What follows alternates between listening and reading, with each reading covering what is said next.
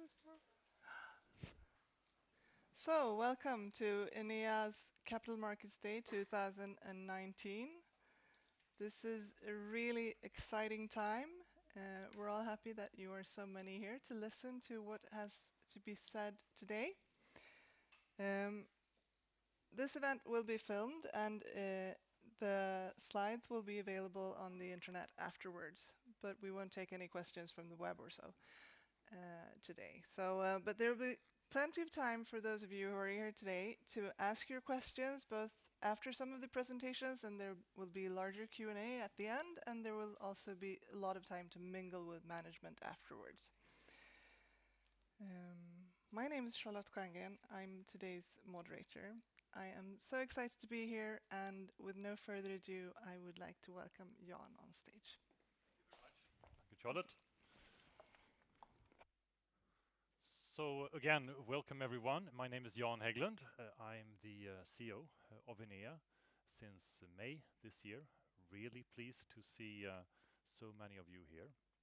We actually brought the whole management team here of Enea. I will introduce them a little bit later, but really to give you the opportunity here to ask questions about Enea and to understand what we do.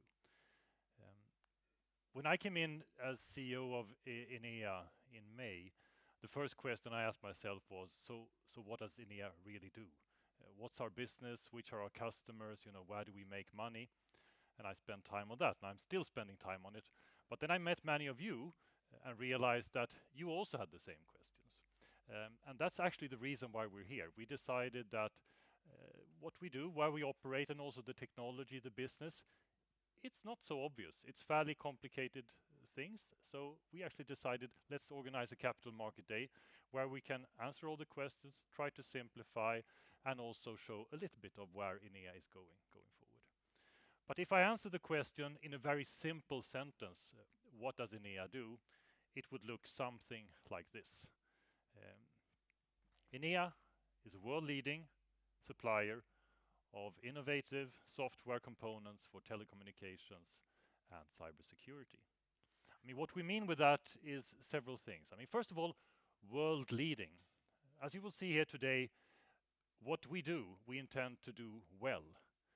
We have been very selective in where we operate, and our strategy is to be best of breed in what we do. We also operate globally. Our customers are all over the globe. We have managed to have a broad customer reach, both through system suppliers and also with large telecom operators. That's also part of being world leading. We don't build entire systems. We're not an Ericsson, we're not a Nokia, we're not, What we do is to specialize in software components and be part of other people's systems. That's what we mean by software components. And by the way, software, we do software. Our business is software technology. Our revenue models are software based, and that's where we intend to stay. And we've pointed out two main markets, telecommunications and cybersecurity. Two, of course, big markets where we operate in pieces of them, but enough of both innovation and opportunity going forward. And you will see more precisely and more specifically of how we operate in those. Now, Enea has been around a long time, actually 50 years as a company. And Enea has a history of innovation, in fact, of being first in a number of areas. How many of you know that the first email in Sweden was actually received at Enea? A few, yeah, but it's a well-kept secret. It was a secret to me also, but I think that kind of innovation spirit has driven the company throughout the years. And some of these firsts, for example, the fact that we were first of doing real-time operating systems for mobile networks, have led to a number one position on the market. We were also first in the later acquired company Cosmos of being the first to provide deep packet inspection engines commercially. That also has led to a number one position that we now can reap the benefit of. And we were also first through acquired company OpenWave to optimize encrypted video in 2016. Also a position that we have leveraged to a number one position in that market. And you will see lots of more detail about that. But innovation is really in our DNA, and we intend to stay an innovative company. Financial snapshot. Well, Enea also has a track record of solid financials. Here you get a snapshot from our latest quarter, where we delivered a revenue of 250.2 million SEK for the quarter. In fact, it was the 21st quarter in a row of growth, 19% up compared with same period last year, with a operating margin of 25.4% and an earnings per share of 2.37 Swedish crowns. So solid financials and a track record of doing that. But also noteworthy that we continue to invest in innovation. 16% of R&D innovation in the quarter, stable over the year, and that's also fundamental part of our strategy, continuing to invest organically for growth, investing in innovation. Our business is global. We operate across different segments, across different markets. Majority in this quarter was in Europe, Middle East. Substantial part also in the Americas.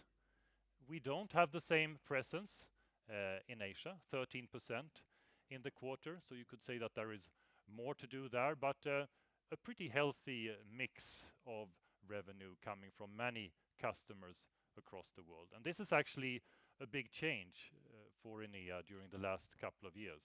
Previously, Enea was very dependent on a few so-called key accounts. Now we have a much broader, both geographical and customer spread than used to be the case a few years ago. Enea is also a global company from a presence and employee point of view. We are 658 people, or we were, end of September this year. The majority of our staff work in development, innovation, as well as service delivery to customers. As you see here, the majority of, or all R&D development sites are based either out of Western Europe and India, which I think is a good mix. The main centers are actually here in Stockholm. It's in Belfast, Northern Ireland. It's in Bucharest, Romania. We have an important office in Paris, France. We have R&D in Osijek in eastern Croatia, and we have an R&D development office also in Pune, India. I think this gives us a broad and very solid competence base for the product development, both we're doing and the ones we will do going forward. But then we have presence also across the globe, all the way from the east, Tokyo, yeah, over there, to the west in Redwood City, Silicon Valley. And that gives us the opportunity to work directly with customers globally, and also, very importantly for us, to system suppliers also. Other companies, other high-tech companies that have their R&D base or their product management base in these different parts of the world. The fact that we are there with key competence gives us that direct touch of following and leading the market. We divide the business in product groups. We have three main product groups. One, the smallest, is Global Services. Global Services was 15% of the revenue in third quarter. In Global Services, we deliver software development services, both based on our own products, but also based on other people's products. In fact, the ability to have established high competence R&D, for example, in Eastern Europe and Romania, has turned out to be very attractive also for a number of customers, like some of those you see here, and gives us the opportunity to offer outsourced R&D to these customers. So I see Global Services as a great complement to the rest of our business. Operating system solutions was 23% of the turnover in the third quarter. If you had gone back just a few years, it would have been significantly larger for two reasons. One was that the company was smaller, and then this had a larger portion. But the other reason is that operating system solutions has been and is on a declining revenue path. The reason, this is not something new, the reason is well known, that Enea's offering in this space, mainly a real-time operating system called OSE, it's a high-profile, proprietary real-time operating system that fits many businesses, but there is this overall market trend of going with open source. And open source has many benefits, no doubt about it. Benefits of cost, but also benefits of ecosystem and reach and innovation. So many of our customers and other customers have taken decisions many years ago to step by step migrate to open source. That's the reason why we have seen, we see, and will see a declining revenue path for operating system solutions. Now, declining revenue paths is of course not preferable, but that would have been a bigger problem if it hadn't been for the fact that Enea has transformed itself significantly during the last years. As you see here, 62% of the company is now what we call network solutions. Software products, software solutions higher up in the value chain, products standing on their own feet, products we can offer directly to customers like large operators. You see some of the big names up here, AT&T and Vodafone, etc. Or products that we can offer as part of solutions of a system supplier. For example, a Nokia or a Mavenir or an Affirmed. This has given Enea a completely new position on the market. And I mean, this growth here was a 38% growth in the quarter over last year. Is of course a big change and something very important for us. It's been driven to a large extent by acquisitions recent years, but now we also have the opportunity with the competence brought into the company to take this forward. Since this is such a large part of the company and the change has been so big, we decided to actually dedicate this Capital Market Day a lot to network solutions. So you will see the main part of the presentation touching those areas. So again, back to the question, what does Enea do? Well, I'll try to go through it from an everyday example here. Is there anyone who's clicked on a YouTube video today? Oh, wrong generation. Now, but whether you click on a YouTube video or you click on a data link or a web link in your mobile phone, or if you pick up your phone to make a call, this kind of flow is almost the same. But specifically, video is something we specialize in. So let me take you through this. If you pick up your phone and click on a YouTube link, what actually happens? I mean, the first thing that happens is that the phone establishes contact to a base station. And in fact, the majority of the world's base stations are equipped with software, Enea's real-time operating system software. So already there, you are using, whether you know it or not, Enea's software to establish connection to the mobile network. And that is, as I mentioned, the traditional part of Enea, the OSE, that has been around many years. What happens next is that the network needs to know, should I admit this call or not? You know, is this a user that has a subscription? Is this user profile, have he or she paid their bills? Is it allowed at this time of day? What's the policy for this kind of user? What speed should I give this kind of user? This is all called policy and access control. It's mandatory in all mobile networks, be it 3G, 4G, and also 5G to come.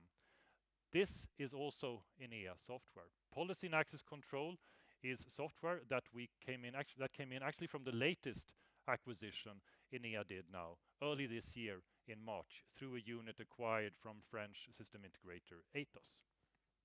Okay, but suppose everyone paid their bill and the policy allowed come in. What's the next step? Well, next step is actually to store information, because now you're on the network, you have a session up and running, the network needs to store information about you in a safe and secure place, can never lose that data, and by the way, it's probably in some kind of cloud technology somewhere. So that's the third area where Enea operates, cloud data management.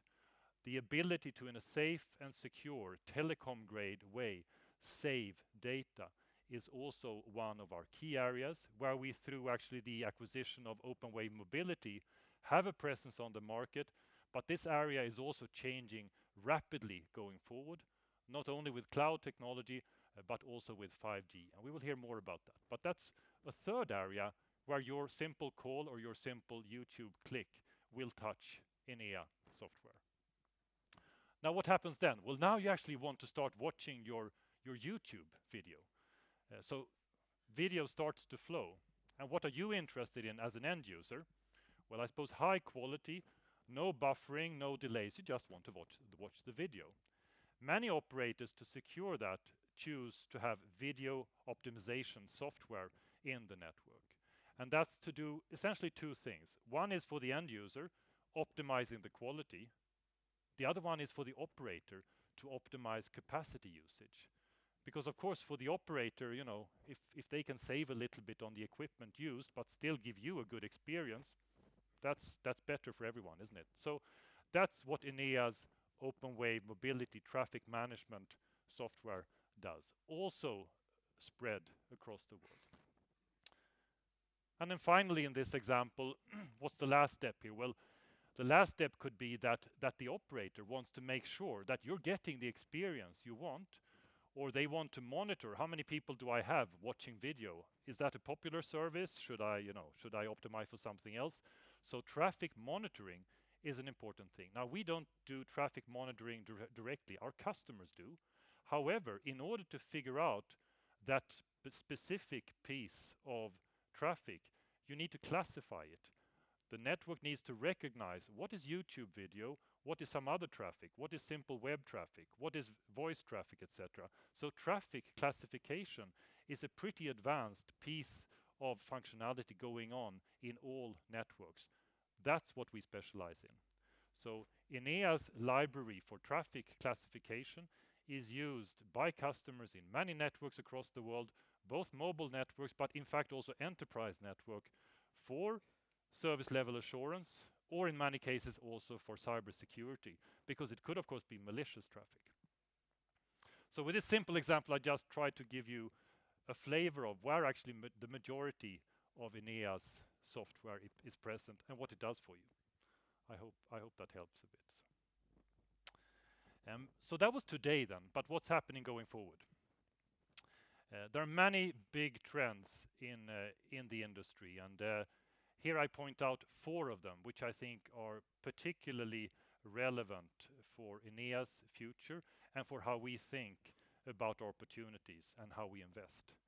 I mean, the first one, called virtualization and cloud.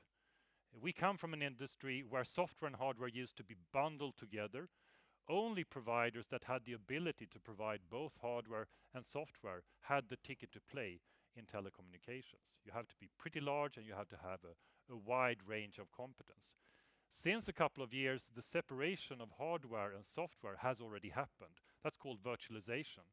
So you can buy hardware from someone and software from someone else. Big movement in the industry. Now there's a next step to this coming with 5G called microservices, where in fact the software is also broken up in different pieces. A very deliberate step now that is taking place right now, you can say. And that, in my mind, lowers the threshold for specialized software vendors like Enea to play in large markets. The second evolution we point out here is 5G. Lots of talk about 5G, of course, across the world. If someone's been to Korea, 5G is already launched. More than 1 million people already using 5G. Traffic is through the ceiling. This is still to come here to a large extent in Europe. America is also boosting. But the first step of 5G is mainly a radio expansion. Enea does not really play in that. Well, we play indirectly through our operating system, but our big play is in the next wave. The next wave, which can be called 5G core. Because if you want all the services of 5G, operators will and need to upgrade to the new standard called 5G core. And this market we expect to take off from 2020 and into 2021. Big changes happening, also driven by cloud technology, because this new standard is specialized and built for cloud. Cybersecurity, again, I think you can just open the newspaper every day where it's something new related to cybersecurity or the need to figure out what's happening. That could be for us as individuals, it could be for enterprises, or it can be for nations or governments. The need is only increasing. And here the trend has gone from being quite simplistic, mainly guarding the perimeter of the network, into being much more specific, looking into specific traffic, being able to classifying, single out, and take action on individual pieces of information or traffic flows. So that's another key thing that also is important and where Enea plays already a role through our traffic classification competence. And then the final one we highlight here is other technologies happening in other areas, but also influencing the markets where we play. Artificial intelligence and software as a service. In fact, Enea has this year already taken steps where we have our first offerings based on artificial intelligence. John Geary will talk more about those, and also we have an offering called NFV Access since early this year, which is also based on software as a service as both a commercial model and also a development model. So where does this take us? Well, if you put all this together, we highlight these 6 areas where we play, where we invest, and where we see that we will be going forward. I've already highlighted 3 areas where we can claim a leadership position: real-time operating systems, video traffic management, and embedded deep packet inspection. I also here highlight 3 other areas which are newer, either newer for us as a company, but also where the market is newer yet. So no leadership position to be claimed yet, but in many cases we are in discussion or working with tier 1 operators. One of them is over here, edge virtualization platforms. This actually comes out of organic innovation from Enea, the fact that we know how to build real-time critical operating systems. We've taken that knowledge and taken it into a new trend where virtualization, separation of hardware and software, now also hits small pieces of equipment far out into networks, typically with enterprises. So here we have some very interesting discussions going on for what's called software-defined wide area networking, which is next generation enterprise networking, if you want. The other 2 areas here that we highlight, cloud data management and policy and access control, are very much related to 5G core networks. Big changes happening there, and a lot of our focus is to make sure that we will play in the 5G version of that, building on the 4G business and customer presence that we have already today. And more will be said later on today about those areas. But these 6 is a summary, you can say it's a map of where we operate as a company today. Now, acquisitions is something Enea has done during the recent years. Specifically, the company Cosmos, French company, was acquired in 2016. American company OpenWave Mobility was acquired 2017. And then a business unit from French system integrator Atos, formerly a unit coming from Siemens, was acquired earlier this year. Now, they have all contributed, and actually they form the basis for Enea's network solutions. They have a number of things in common, in fact. I mean, you can say that they all represent software business with an existing customer base and an existing revenue stream. They all provided and have provided a complementary product portfolio and also research and development competence and capability into Enea, also very important for us going forward. What's been in common has also been the way that Enea has dealt with integration. The fact that we have focused or done the integration in a way that the business focus and the customer focus has been retained. We have not tried to split everything up and have the sort of the perfect match on PowerPoint, but rather make sure that these businesses continue to run with unbroken focus on what's really important, and then do selective integration or synergies in technology. A number of steps have been taken there. Synergies in customer, where in some cases we have customer contacts that can be used also for other products. And of course in administration, where there's been an opportunity to take out cost, quite frankly, and to synergize on the cost base of the company. So I think this way of integrating and acquiring, we feel pretty confident about. So Enea continues as a complement to our organic innovation to seek strategic acquisitions. And this type of acquisition is something that we feel we have the right experience to do. Let me touch 2 words about our revenue models. You will see more specific examples of this later on today, but just to give you an overview, our revenue models are primarily based on software business. You can say that we have 3 main type of revenues: licenses, support and maintenance contracts, and services contracts. For licenses, there are different flavors. There are perpetual licenses, where you own the software and can use it for as long as you want. There are perpetual licenses, but with a cap, so you can use it as long as you stay under a certain capacity. There are term-based licenses, meaning that you can use the software, but only for a certain period. And there is usage-based licenses, so you essentially pay when you use the different software. For example, when you put a unit into operation. So different flavors of that, and we in fact have all these type of models. The reason being that we play in different parts of the industry, and in many cases the customers then will ask or dictate in fact the business model.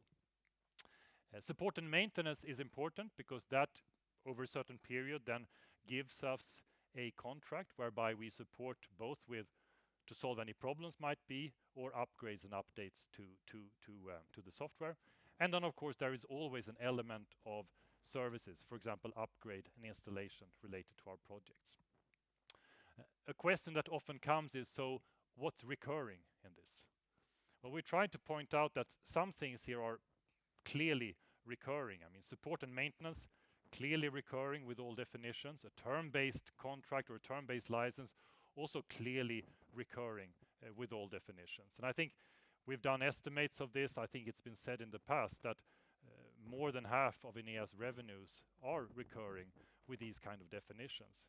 But we've also said here that even the rest of the business is, well, there's an element of recurrence, or you can say that it's semi-recurring. If you have a piece of software with Enea and you want a new release with new functionality, our business is fairly sticky because it's been installed with the customer. I think there's a good chance that we get the confidence from the customer to move on. So, you know, if you call that semi-recurring or something else, but in general, we have a relatively sticky business in what we do. But that tries to answer the question about recurrence. So I'll just summarize my first section by noting a little bit where I see we're going and as a vision. I mean, the vision that I have now coming in is that Enea as a brand will be known as soon as possible as a leading or the leading independent supplier of software components, key software components, advanced software components for 5G core networks and cybersecurity. We're well on the way, still ways to go. As a market position, to be known for being best of breed. Best of breed. So in the areas where we decide to play, to be best on the market. Best in terms of functionality, best in terms of doing business with, and probably over time the largest market share. Trusted for critical software, because that's needed. If you play in telecommunications, you need to have the ability to play in telecom grade software and known for innovation, differentiating in innovation. Software business is at the core of what we do. To continue with software business, to build on that both from a technology point of view, but also commercially. Customers continue to work and broaden the direct contacts with the advanced customers out there. Customers that themselves lead the way, that are super competent and understand the trends. It's important for us as a small or mid-sized company to have those direct contacts, but that only complements for a while what we do in indirect sales. So we continue to work also with an indirect sales model, which gives us a global reach, touching many customers also with limited own sales force. And then financially, continue with an attractive revenue mix based on software, and also continue with a strong balance sheet, which gives us a readiness for complementary acquisitions also. So I think that concludes what I wanted to do as an introduction. But before I leave over to the next speaker, I'll take the opportunity just to introduce a few people. Actually, I'll just start by introducing someone who's not on photo here. It's my predecessor, Anders Lidbeck, who's here, who's now chairman of the board in Enea. Many of you know Anders. But then we have the management team of Enea sitting here. So I'll start with Eric Larsson, head of marketing. Eric is Swedish, but based in Paris. Jean-Philippe Lyon, as French as he sounds, also based in Paris, head of the business unit for deep packet inspection. And Jean-Philippe will be speaking here today. Björn Westberg, CFO for Enea. Adrian Löfven. Adrian is based here in Sweden and heading up the business unit for operating system solutions. John Geary. John is based in Redwood City, Silicon Valley, heading up the business unit for traffic management and cloud management, and will also be speaking here today. Daniel Forsgren. Daniel heads up corporate development, is based here in Stockholm, Sweden, has been with Enea a long time. Bogdan Putinica. Bogdan sits in Bucharest, heads up our global services operation, and leads the whole team of very competent people that we have down in Romania and also in other places in the world. And then last but not least, Roland Steiner. Roland then came in early this year, like I did, previously, well, with Siemens, and came in with the acquisition from Atos and leads the business unit for policy and access control. Roland will also be speaking here today. So the entire team is here. There's going to be an opportunity to mingle in the break or for the Q&A later on. So they're all here and available for you. But with that, I'll leave the word over to the next speaker, who is actually John Geary. Welcome, John, and thank you very much.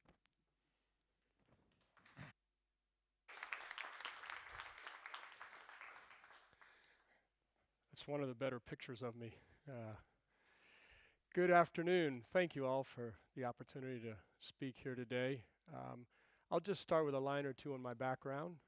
I am John Geary. I head up the business unit that covers traffic management and cloud data management.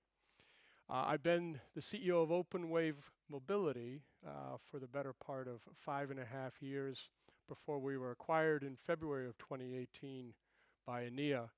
For me, it was coming full circle in the world because I spent a decade with Ericsson, actually. The last 4 years I lived here in Sweden, so it's quite an interesting how your life can come around in such a circle. So it's delightful to be here today. So as Jan said, the primary focus today is on, in my case, on video traffic management, our leadership position there. I will touch on cloud data management as a reference on a couple of items, but the emphasis will be on the traffic management side, but I'm delighted to discuss it at the break, either one. So this is not something, I guess I feel like I've been presenting some version of this slide going back to the 10 years I spent at Ericsson, which was 20 years ago, but it's still worth remembering, but in a different context today. So there is this amazing growth of mobile phones. It began very simply here in Western Europe and then began to prevail. Clearly the inflection point of the smartphone redefined the entire industry when it was called 4G. And quite frankly, we're going to see that next surge here in 5G. What's important to remember is, yeah, the number's impressive, 4.5 billion users, but these aren't mobile phone users. In our world, they're mobile television or content users, and I'll show you why we think that. So first off, there has been a proliferation over the last 9 to 12 months of video streaming services. You don't pick up a newspaper anywhere in the world without some discussion about video streaming. And they range the gamut. There's the classics that sit in the middle, Disney now breaking apart from Hulu and many of the other early video stream adapters and creating their own content based on the traditional services. Many of you would be familiar with Hulu and Netflix, who have been in the business anywhere from 5 to 8 years now and have acquired, in the case of Netflix, over 100 million users. You might not be as familiar with this, but you soon will be. This is Quibi. This is Jeffrey Katzenberg, formerly in Disney. The creative director there is creating 10-minute mobicides, short segment television on your mobile phone, and he has well over $2 billion of venture capital already raised. But at the heart of this is the drive for content, the drive for here and now short form video content, which is very much driving the consumption of networks today. One of the interesting parts is this is a never-ending cycle, and right there in the middle is Apple. As many of you know, they're very, very prominent in the recent weeks with their announcement that they will be introducing their own streaming service. For us, this is an opportunity to prove our mettle, our speed, our agility. By the time this session is over, I think we expect to announce that we will be the first in the world with the Apple video optimization capability to help our operators manage what will surely be the surge of video content. What's challenging about this, though, if you're sitting in the business, is a lot of this is coming at what was the explosion of 4G, but now what one would argue is the transition of 4G to 5G. What's important to note here is that 5G, though it's spoken about, and Jan articulated very well in the media, is still a phenomenon that it's in very nascent or early stages. It's going to grow, but it's for the next 5 years plus. We will be relying on the 4G technology to carry the bulk of all these streaming services and all this content. So there's a need in the technology and in the business community to bridge the 4G capability into this very exciting 5G capability that's on its way, but will take some time to grow. And that's very much where we fit into the process. Now, a lot of times you look at 5G and start to think, well, what is 5G going to be? More streaming services? Surely. A lot of folks are putting a lot of energy and time today in anticipation of 5G around mobile gaming. The gaming industry in itself is enormously profitable online, but the opportunity to take it to your mobile phone, as you can see, all of the major operators around the world have announced some form of a gaming partnership that will drive their traffic surely. But what's interesting is it's just like 4G. We never know who's going to show up. And as of the last couple of weeks, Google has announced that they will be bringing out Stadia, which is their own mobile gaming version of life. What it will require is low latency, high available resolution, and very good interactivity.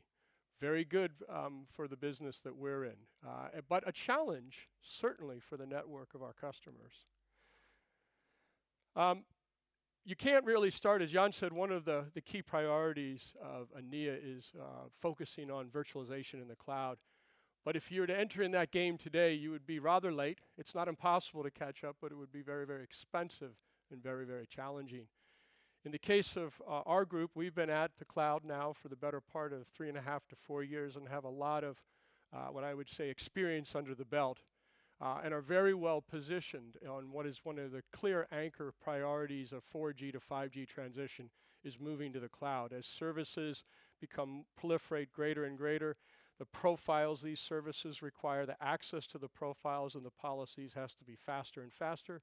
The transmission of the data has to be faster and faster, and the response and the quality has to be better and better, especially in the gaming domain. So that brings us to the two areas of focus our group does. One is traffic management, which is all about managing to more efficiently and more effectively to manage and monetize video traffic. And I'll talk about that. That's a very KPI-driven process. Our customers want to see that result. The second, which is in a nascent area, is Stratum Cloud Management. We do have one of the first references in the world for 5G cloud data layer in AT&T. It's an evolving area. It evolves out of the standards of 5G, yes, where it separates out different previously cohesive areas or elements of the network and separates them out. But it's more driven by the fact that when you move to the edge, you have to be quicker and faster, and the necessity of getting profiles and information on a subscriber is beyond instantaneous. So when we go out and talk to customers about traffic management, we focus on 4 areas in our value proposition, and they're listed here. The first one is network acceleration. As Jan said, we have applied machine learning to some of our software modules. And by the way, I should lay the groundwork by saying traffic management operates on a software module called Integra. We have simply our trade name for it, but it is the module in which it is the platform in which all the other modules are added. So in the case of network acceleration, it is all about speed. Can I improve my network quality ranking? And I'll show you an example of what that means to an operator. In the case of encrypted video management, it's just the example I gave you. I need to know what traffic is going over my network as quickly as you can tell me. And in the case of Apple, in this case of TV streaming, there's a slight variant of their HLS protocol that you need to identify, and then you need to identify how to carry that traffic more efficiently. And in the world of encryption, that's a bigger and bigger challenge. Third is RAN congestion management. Here's the area where we inaugurated our first machine learning. We took a series of algorithms and studied them for quite a long period of time, longer probably than I anticipated in my planning. But we were able to gradually improve through machine learning the accuracy we can do in terms of knowing that a cell sector is congested and to know that we have to modify the traffic pattern there so that everyone can get a solid quality of experience versus certain devices or certain subscribers getting favorability one way or the other. This way you can modulate the traffic and smooth it out. That's very much machine learning driven. And then finally, cloud gaming optimization, as I discussed more and more as you go into the 5G, specific application and services will require different treatment. What's always important about all these is each of them has a very clear value proposition. You're either improving a network ranking, which I'll show you. You're increasing video consumption by the users because in an encrypted video traffic, they're not being interrupted or knocked off the system. RAN congestion management. Similarly, you're looking to reduce congested cells. Our reference customer in India has been able to improve their capacity by greater than 15% with this type of technology. And then cloud gaming will be all about that user experience. The more and more you go to this subscription world, whether it's streaming services for Apple or streaming services for Google Gaming, that quality of experience is going to be paramount to an individual's positivity in using that application. So here's an example, as I said, on our traffic management value proposition. This goes back to 2017. We've had a long-term customer, TELUS in Canada, who's been a customer of ours since, I think, literally before I got to the OpenWave systems, then OpenWave systems. But they've always struggled in terms of speed and quality of experience around latency. And in fact, when we benchmarked this case, as you can see there, they were 4th in the market. And this is a third-party test. This one references Ookla. Those of you in Europe may be familiar with P3. There's PC Magazine. There's a variety of brands that go out and test networks and rank them. And they rank them on speed, availability, capacity, things like that. But latency is the one most marketed by operators. So in this case, TELUS was number 4 behind Bell. We installed the early version of our TCP acceleration, our network acceleration software, and shortly thereafter, the following year, they rose to the number 1 position in the marketplace. And they have sustained that position since then. There's the awards given to them in 2018 and 2019. I will be happy to say it's not on this slide, but the follow-up to that is that Bell Mobility, the now 2nd player, has acquired our software as well. and our expertise on how to maximize your network speed. The point of this is speed is really important, and it's going to become even more important as operators look to compete in the 5G world and differentiate to their subscribers.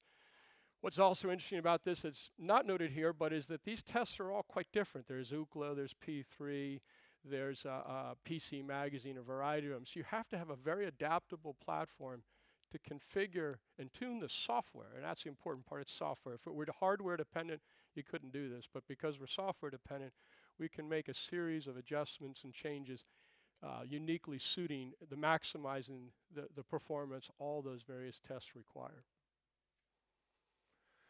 I mentioned to you about our Cloud Data Manager. I think the easiest way to explain this is to think of the world as much of a silo or monolithic, where every single application has a back end. That is what it's like today, whether you're in Vodafone, Facebook, Google, many others. So that world meant that every time you had to get information about a subscriber or their policy, it has to go back and forth between the application and the back end. This is a very disruptive technology, and 5G introduces the requirement for it, and after that you've got to interpret how you can meet that requirement. And essentially what we've done is we've separated the application front ends, which Roland will talk about in his presentation, from the data repository, the data layer, and the back end. So the profile and the policy sit independent of individual application. What does that do? It speeds up the retrieval. It allows you to scale linearly and horizontally by subscribers, by storage, by a variety of other vectors. You are also much more agile. As you can see in this case, this represents a customer we work with today who has fixed, mobile, and IoT subscribers. Now in this case, they're not all three on, but we have portions of the IoT and the mobile on and are adapting the ability to take different segments and integrate the core data into our repository, and into our data layer. So being multi-vendor is really important. You no longer have to buy something. In the days of Oracle's great fame was up and down linear codependency proprietary network. Highly performing, highly capable in the day, but it required you to make an all-in commitment to Oracle or Nokia or any variety of, I could pick any Ericsson. Today that's being separated out, and a lot of this is beginning to first creep into the conventional cloud players like Amazon and others, but it's the prevalent technology going forward. So in our case, our key anchor point as well is to be best in category TCO and in performance. But all in all, this is disrupting the value proposition that's traditionally been associated with database layer management and creating a very unique capability in a high-speed network to be more flexible, to adapt to more use cases, to integrate more data into a single point of contact.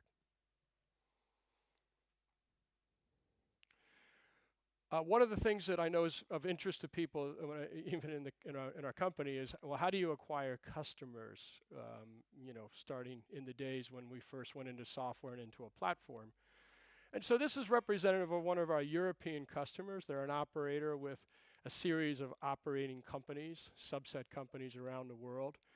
In the orange was a tender that was procured in 2017, late 2016, early 2017, where we won a series of opcos, they call them, opportunities, largely anchored around our core value proposition of video optimization and network speed.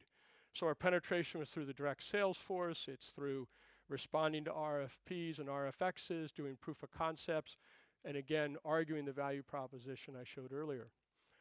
The second layer in the green, going down horizontally, is a larger domain player. So a subsequent tender was held for 5G, where this operator said, I want systems integrators to present themselves, and I want them to select an ecosystem that best performs under their umbrella.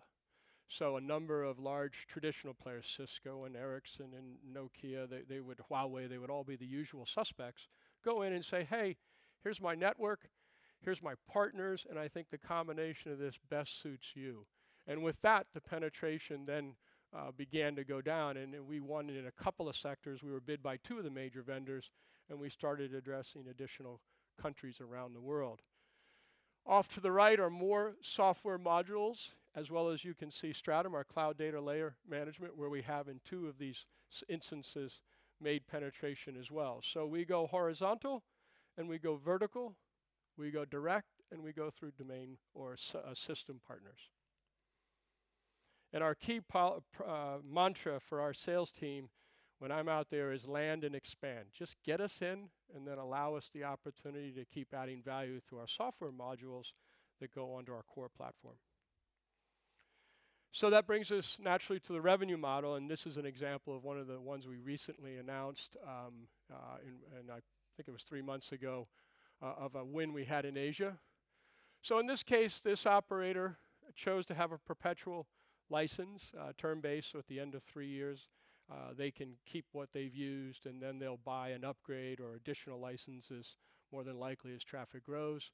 Support and maintenance, as Jan indicated, a annual fee that we charge operators to support and maintain their networks, sometimes includes some minor upgrades, but would not include a major upgrade. A major upgrade would be separate, and you would pay for that separately. And a major upgrade would be a major release of our software that would include additional signatures or would include additional capability. Then finally, we have a services business. Our services business is all product attached. It's primarily focused on deploying the software in data centers. We deploy on COTS hardware, so there is no unique proprietary nature to that part. We deploy in the data center. They pay typically per site or time and materials, and any upgrades would also be services charged. There's occasionally some services that are attached to it around tuning a network, and the examples we had previously with Bell and TELUS, but they're all, again, largely in what we call the I&D or installation and deployment domain. The competitive landscape in general across the 2 portfolios we have divides into 2 areas. They're either what I would call specialist in something and feel like, well, if I do this, I can do that, kind of the if one, then two. Or they're generalists who say, well, I'll initially come in and tell you I'll do everything, and then if you probe or push or insist and you want something of a definitive value, then I will acquiesce and bring in a partner for that. So on the left-hand side would be representative people who are in load balancing, or they're in DPI, or they're in different systems, subsystem elements of a network. Somebody would say to them, can you do this? And they might say yes initially, but they're specialists in another area, network element of the area, trying to extend their reach sometimes. In this case, it's a case of co-opetition, where if you're a big vendor like Huawei, your first response to every RFP is, I can do everything, and if I can't, I'll figure out how to do everything.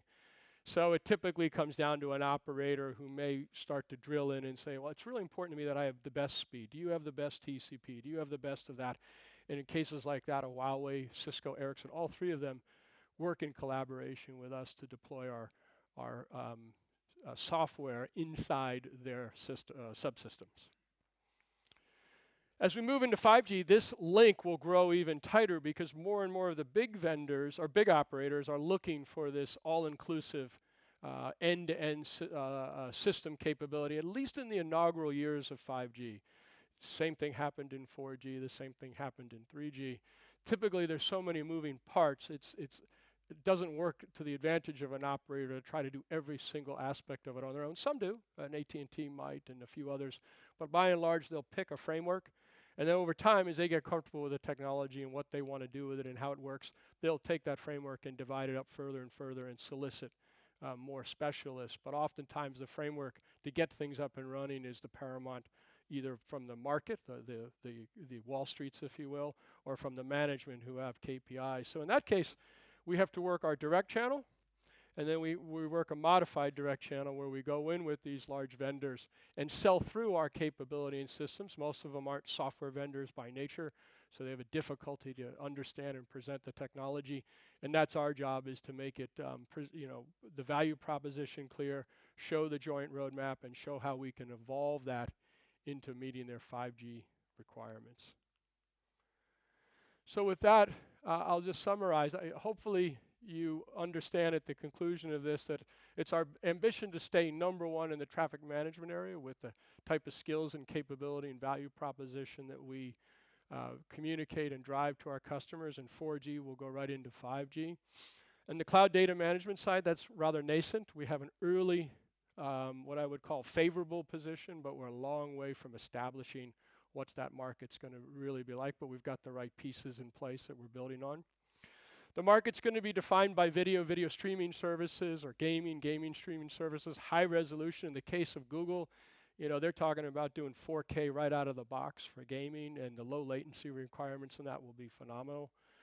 So these are the things that will continue to be our challenges, is to meet these emerging applications and services and find a way to help them be better served up to the subscribers on a mobile network. Our products, we very much focus on the business value of our products. We have some exciting technology, which I noted to you on machine learning and some of the other elements, encryption, video. But ultimately, for our customers and for us, we deploy these software products in a way that gives you a quantifiable value, because it's important in these days that you can understand where the value proposition is going to be to your benefit. And then finally, we think one of our core advantages, being in the cloud, having an early experience with machine learning, and our core capability, that we're well positioned for the 5G business and technology requirements. So with that, I thank you very much for the opportunity, and I think I'm going to be taking a question or two. A question or two, yeah. Do we have any from the audience? Yeah, we have one. Please, go ahead. There's a mic in this chair. Ramil Koria from SEB Equity Research. I'd love to learn more about sort of, well, obviously we had quite good growth since being acquired. I mean, how much of that is sort of you having an existing client base and then expanding with them, and how much of that is actually utilizing the old Enea client base, etc.? So that's the first. So the use of the client base, and then, you know, it first of all, I'll say it certainly helps to have a brand that's large like Enea is, and has the well-established track record. I've been in the days where, you know, in the startup mode, where you walk in and say, hey, we're open wave mobility, and you get kind of a shrug. So that, number one, was a key advantage to us coming here and having that certainty in publicly traded and all those questions. From a customer base, we are, I think it's fair to say, the vanguard of addressing the direct customer market. Up to that point, as Jan had discussed, most of Enea's business, if I'm not mistaken, was primarily through channels that were embedded channels, let's call it. So anything we're doing on the direct space, I believe, hopefully contributes to the advantages of Enea, and there are already places where we're pulling in Enea product and positioning it with customers, and then vice versa into their channels. Thank you. And then I'm asking all the difficult questions here. I get that. Okay. I mean, you got to make sure I'm on my toes, right? I was just thinking about sort of. I mean, obviously, it's very difficult to quantify, but how much of your existing client base have you penetrated geographically, and how much room do you have left to grow with them geographically? The good news is there's always room to grow in this space. You know, our business is reasonably well represented around the world, but not completely. I mean, we have obviously good, strong presence in North America, and traditionally have had that. We've made some inroads in Latin America with the actually working through one of our channel partners has been quite good. In Europe, we had a good, solid base of business. I think the opportunity there is nice because there's a transition from 4G to 5G, just like North America. That's a disruptor. So you always look optimistically where the disruption's having. I think Asia is the most interesting case. We have business in Asia, as we had noted in our press release. The contract was out of Asia. And we have other businesses out there that are very promising. So that's a region where, if you looked at my second slide, the 4.6 billion phones, I mean, we have a customer in India, you'll figure it out, but it's a customer in India that has over 250 million subscribers that run on our network. And so those opportunities are going to continue to come. Thank you. And then just a final one. How dependent are you on sort of VNF utilization and well NFV rollout, etc.? Or I mean, given that you're selling an application basically. The good thing about virtualization is you can do it in many formats. In fact, once you get to the cloud native format, you'll have very little dependencies. I mean, it's designed to look like an Amazon style service. So most of what we do is just go through the direction of the operator. We can deploy ours in a virtual environment, data centers on the edge. So we largely don't stay in that discussion. That discussion is more, as you probably well know, more dependent on eventually how many server farms do you want to do shared, do you want to have elasticity on. And operators have a lot of different viewpoints on that. But when you're delivering software to them, as long as they have the available servers and support infrastructure, and that's why I emphasize the KPIs, because to them, if I'm putting 50 servers to your project and dedicated to serving you, what's your return back to me?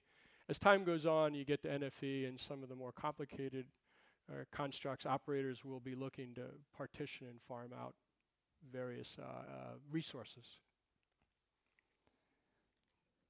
Okay, Daniel, one.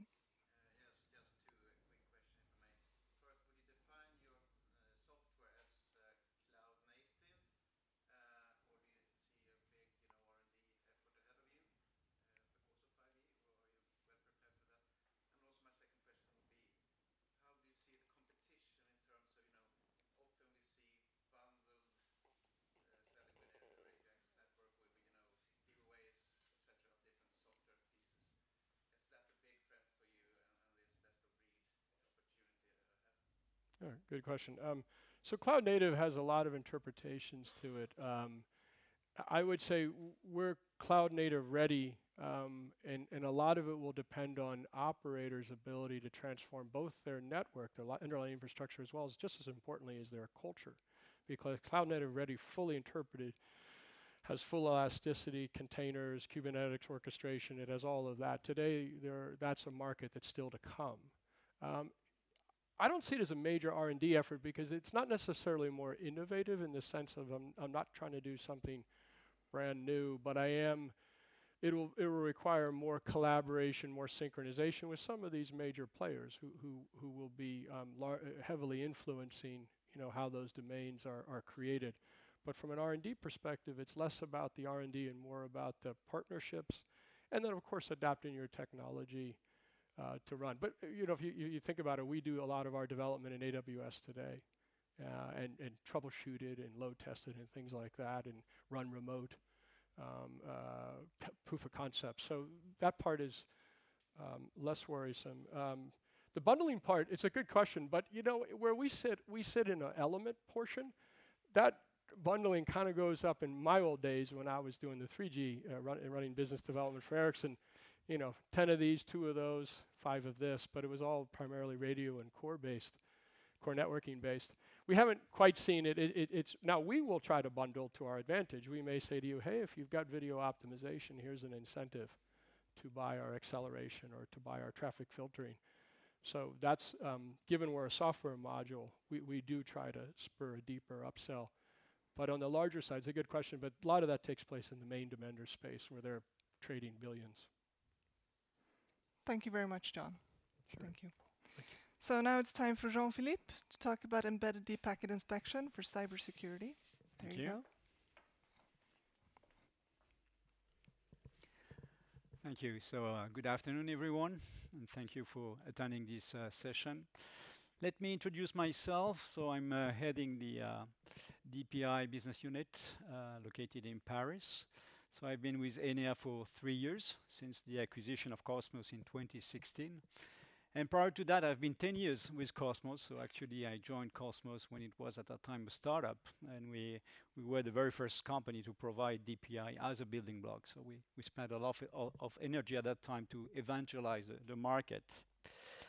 So the presentation today will be around embedded DPI for cybersecurity, which is one of the space that Jan mentioned in his presentation. Sorry, I went the wrong way.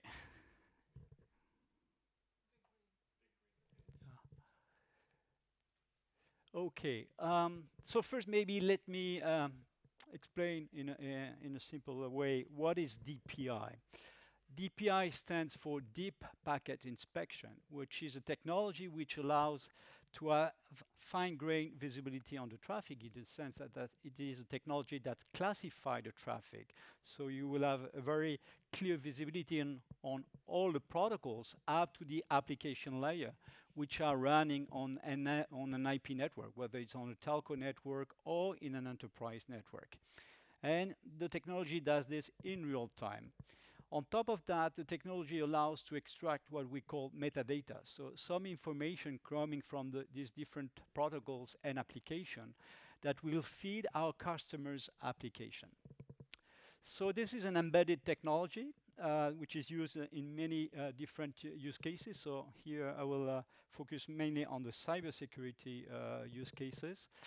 So it's an embedded technology that you will find in different equipments that can be deployed from the network edge. For example, we can be embedded in a firewall, or we can be embedded in an intrusion detection system, which will be deployed at the edge of the network in the enterprise branch, up to the cloud, where more and more cybersecurity solutions are provided from the cloud. And we might be also embedded in equipments that are deployed in core networks, telcos, for traffic monitoring, traffic management, for example, or for service assurance type of application. So, enterprise cybersecurity.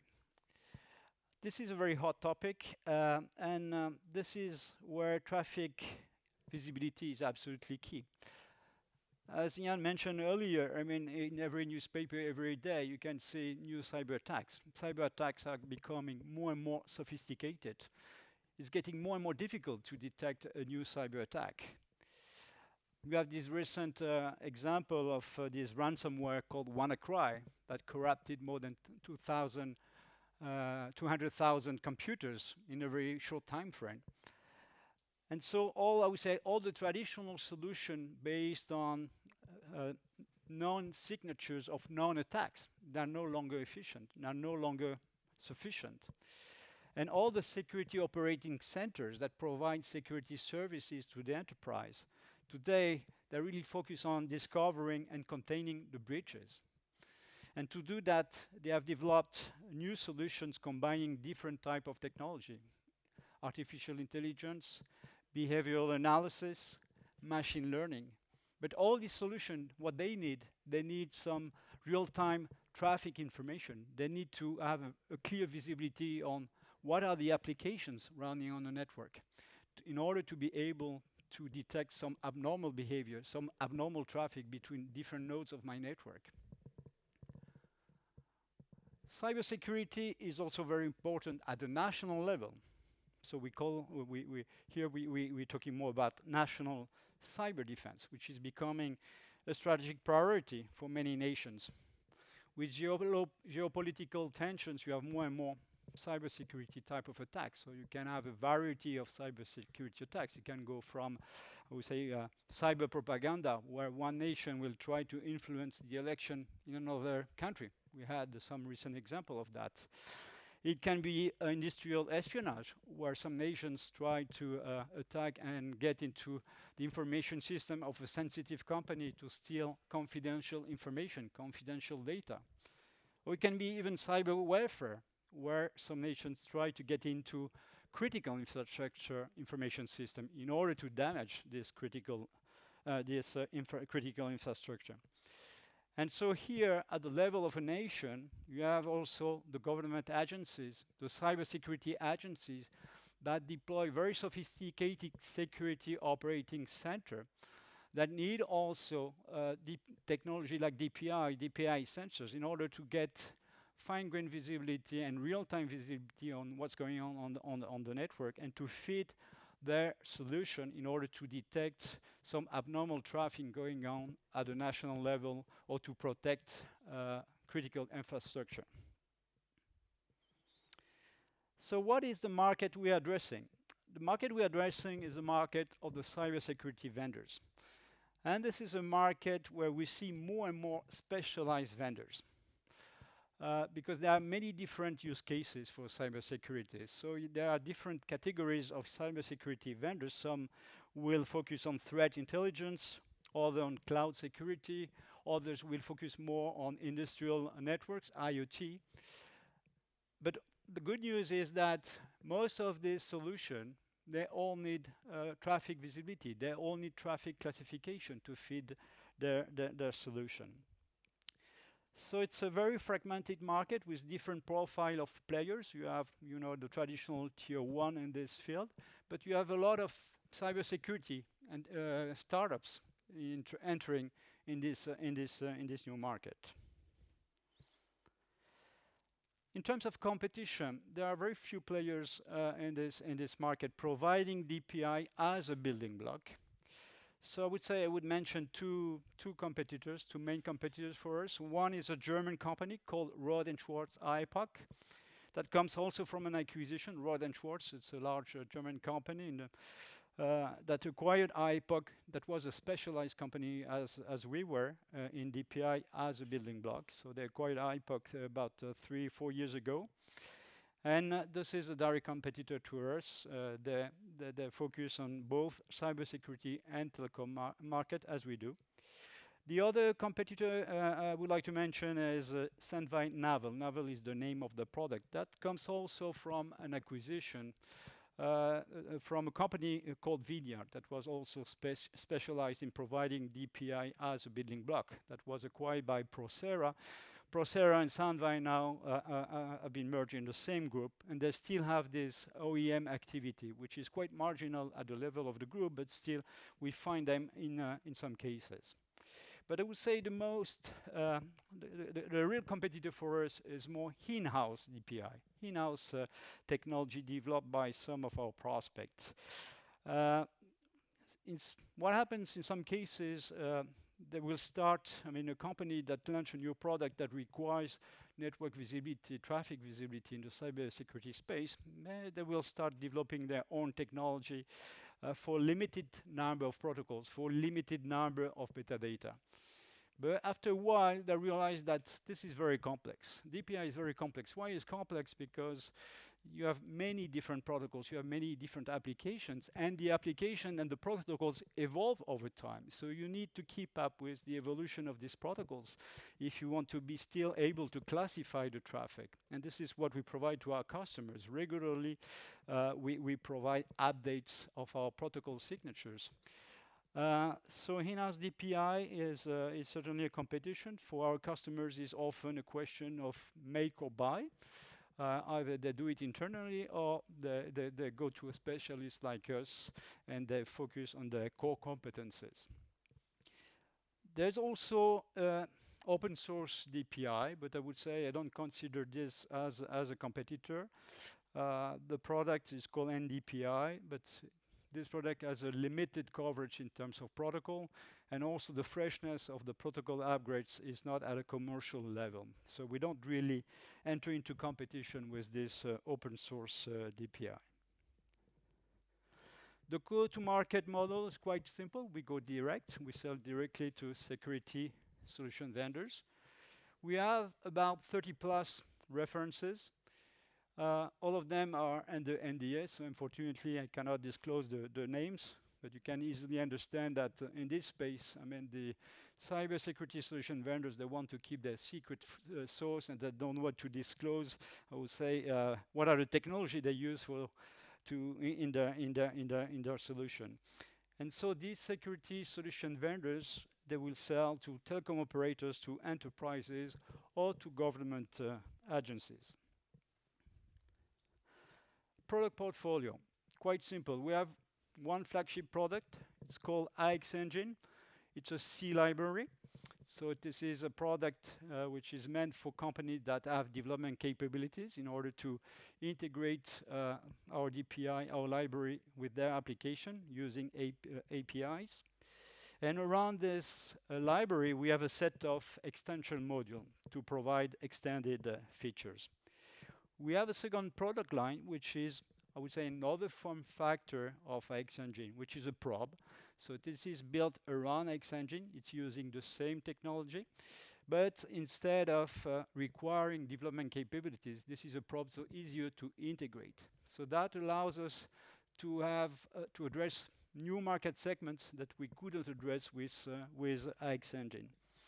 And then we have a set of services to help selling this technology. We have, say, classic integration support, for example, service. We may develop custom development of protocols for some customers that have specific, we say, protocol requirements that we don't have yet in the product. And then we provide, of course, maintenance and support, which is very important in this area because this is not only about bug fixing, but it's also providing the upgrades of the protocol signatures. As I explained earlier, the protocols evolve over time, so you need to keep up with this evolution in order to still be able to classify and to recognize the protocol or the application. So our unique selling points, we are by far, I would say, in terms of coverage, we provide a very large number of protocol coverage, more than 3,200, and a large number of metadata. We have also the capacity to manage very high throughput, which is important when you are embedded in an equipment which is deployed in the core network. Then you have to be able to manage high throughput, 10 gigs and more. This is a technology also which is designed for optimal integration through very simple API. I'll come back to the pricing. We have a flexible pricing because this is a technology which is used in different industries for different use cases. So we try as much as we can to adapt to different pricing model for our customers. And also strategic partnership. This is also an important point. You know, when a company chooses to embed our technology in its product, this is for the long run. Once you embed it in a product, this is for at least the duration of the product. So we are talking about 5 years plus type of relationship. Then I would like to illustrate the use of AX Engine with two use cases. First use case is malware prevention and data loss prevention. The way it works, here we will be deployed in a solution of malware detection which is located at the enterprise branch, where AX Engine will allow, for example, to detect an abnormal protocol or application between different node of the network and say, oh, this is maybe a malicious traffic. Another example of what AX Engine does is it has the ability to extract files from different file transfer protocols and pass these files to the malware prevention software that will scan the file to see if there's any malware embedded in the file. And for outbound traffic, also AX Engine can be used, for example, to detect that there's a non-authorized VPN, which has been open in the enterprise. So this is also suspicious. This is not in line with the company policy, security policy. So the application may decide, for example, to block this VPN in order to avoid any data exfiltration. Another use case example around the probe. This is the way the probe could be used in a security operating center. So the probe is really an element that you deploy in the network to analyze the traffic. So it will classify the traffic and extract metadata that will be pushed in a database. And all this metadata, all this information will feed the machine learning solution deployed by the security operating center in order to be able to detect abnormal traffic. So machine learning allows you to define first what is the baseline, what is the normal behavior of my network, and then to measure any deviation from this standard, I would say, traffic. And when you see this deviation, then that raises an alarm. That might be an attack here. And once you have detected an attack, you have to do some forensic to understand what were the elements of my network that were corrupted by this attack. And a good way to do forensic is all the metadata we extract, they can be stored in this database instead of storing the full traffic to go back afterwards to analyze the traffic, which requires very high storage. You can just store the metadata. With the metadata, you are able just to have the important information for all the flows of your network, and then drill down and to understand what equipments were corrupted by a specific attack. Pricing model, revenue model, as John presented, the same, I would say, the same main three revenue stream. First revenue stream coming from the licenses. So we have two different licenses. The first is what we call the development license, which is an SDK. This is an upfront price for the customer. So that allows the customer to integrate our technology in its application. So he will use this software development kit during all the phase of development of its product, and then they will start shipping the product to the market. And every time a customer ship a product embedding our technology in the market, then he will pay a royalty under the form of a production license. So we get quarterly reports from our customers in terms of how many production licenses that they have used. And so we can recognize every quarter the corresponding revenues. A variant of this model is sometimes we use more a flat fee model with unlimited number of production licenses with, I would say, growing flat fee over time. Support and maintenance is a yearly fee that will depend mainly on the type of support that the customer chooses, from bronze to gold. And service is quite classical. I mean, this is a fixed fee depending on the service provided, from training to consulting to integration of the technology. And here I put a very recent example with a startup. With a startup, we had a different pricing model we adapted to the startup, because the startup that they don't want to pay an upfront for the development license. So we have this flat fee pricing for the first 3 years with the startup, including the development license, the production licenses, and the support. So this is really during the first phase of the startup before they start selling equipment in the market. And then so after 3 years, we enter into a new market, a new pricing model based more on the royalties. So as a conclusion, obviously cybersecurity is a growing market with more and more specialized vendors.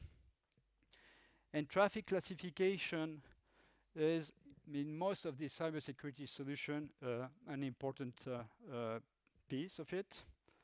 Today we are clearly, I would say, the leading vendor as providing DPI as a DPI block in this market. So our ambition is to remain the number one in this market, and also to extend the addressable market with this second product I mentioned, the product that allow us to address new market segments that do not require, I would say, development capabilities. And this is the end of my presentation. I think we can open up for some questions. Thank you for your attention. Let's start off there, Jean-Philippe. Could you exemplify where you would want to expand your addressable market, which segments? Sure. So the probe is meant more for system integrators, managed security service providers. So these players, what they do is that they integrate different solutions, different pieces to build a full security operation center.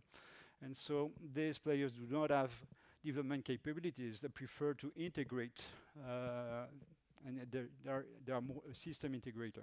So it's actually a totally different customer group than you've seen before. Yeah. And you're not going to tell us, I know that, but Who knows? could you give us some flavor on how much the probe is today, how it is growing, and what you expect going forward? Maybe not in figures, but is it like the market, this is what the market wants, so in a couple of years everyone is going to buy the probe, even your old customers?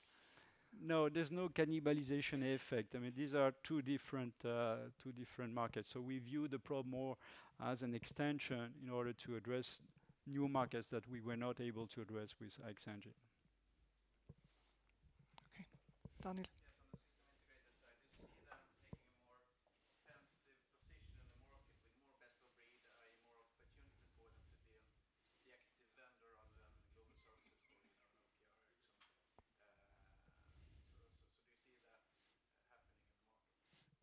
Yes, what we believe is that managed security service providers, they build their own security operating system, and as you understood, that they need to build very sophisticated solutions. So they prefer to buy the best of breed of different equipments and to build up their own system. And this is specifically true for government agencies. Government agencies, they are often in a strategy where they're looking for the best of breed of the different elements, and to have a system integrator integrating the whole thing. So you talked a lot about the competitive landscape. When you sign a new customer, do you ever snitch it from a competitor, or is it that they come from in-house solutions? Always. Yeah. So I would say the good news is when you have an embedded technology, when you have a customer, is a very strong stickiness. You embed it in the product, so it's very difficult for a customer to switch from one technology to the other. So very rarely, we would displace a competitor which is already embedded. But on the other way around, this is a strong position where we are when we have a customer and when you are embedded in the product. So now the second point, the competition comes more from in-house technology. So, but what happens very often, the company will start developing its own technology and then realize how complex it is and how costly it is. To keep up with the evolution of the protocols. So they realize at some point that they are better off relying on specialists like us and to outsource the DPI in order for them really to concentrate and focus on their core business. Do you see the same competition on the probe as for AX Engine? No, competition is a bit is different because we are not addressing the same market. So how does it look there? It's still the in-house that is. No, for the probe, in terms of competition, I mentioned Rohde & Schwarz. They have also a probe product. So in terms of competition, we'll find some similar players. Any questions from the audience? Yes, we have one up there. Thank you, Victor Westman from Redeye. Can you discuss the market growth for embedded DPI compared to the DPI market as a total? Is it growing faster, slower, same rate? Difficult question to answer. What I can say is that the growth of embedded DPI is very much related to use cases. When I look at the history of our market, some years ago, the use case was the next generation firewall. That was 5 years ago. They needed application visibility in the firewall. Then came the SIEM use case, the system, the SIEM equipments. Then what we see now more and more are network traffic analysis, the NTA type of equipment. So this is the growth of this market is very much related to new use cases coming up over time. And a follow up also. Did you, since your competitor Procera Sandvine has had a little bit of trouble with this integration, did you increase your market share? Well, I would say we strengthen our leading position, and clearly we see them less in the market, but yet in some cases we still have them as a competitor, but less than in previous years. Yes. Thank you. Welcome. Okay, thank you. Let's have some coffee and we'll be back at 10 to 3. Thank you. Thank you. Thank you, Jean-Philippe. So, good afternoon. My name is Roland Steiner. I'm more or less here the new kid on the block. I just joined Enea this year in March with the acquisition of the Atos business unit.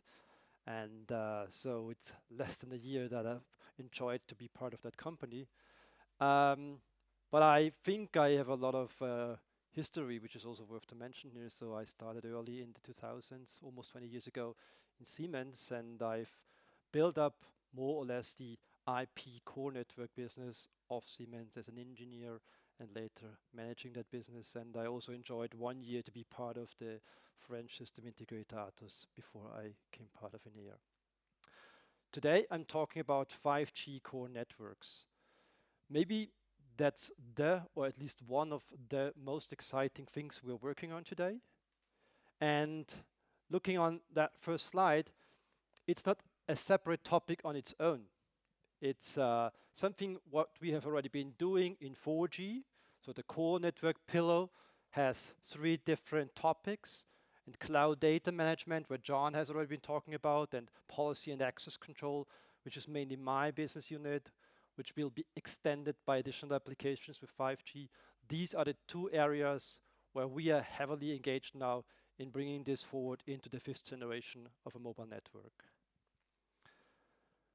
When we talk about 5G, everybody's first thinking about speed. With every new generation of a mobile network, everybody's thinking, oh, what's the speed that new generation can bring us? 10 gigabit per second is at least in, let's say, very special conditions measured. It's about 400 times what we can do here today, maybe in that room, when we are booked in the 4G network. But speed is only one important factor. Another one, which also was mentioned a couple of times by John earlier, is the latency. That's actually the delay the service has. And in 5G, we will have more and more use cases which require interactivity. So not like in YouTube, you press the button, YouTube is starting to stream, and then you buffer maybe some milliseconds or even some seconds on your device before you do the replay of it. In interactivity mode, it has to be there in real time. When you do a surgery, the doctor, maybe hundreds or 1,000 miles away, he has to immediately react on what he's seeing on the screen. He doesn't have to hear a delay of milliseconds or even seconds. But even less mission critical gaming is another good example.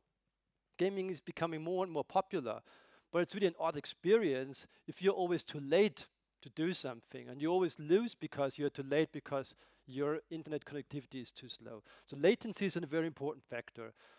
But different to the speed, which was mainly throttled in 4G by the radio network, the latency is an end-to-end topic.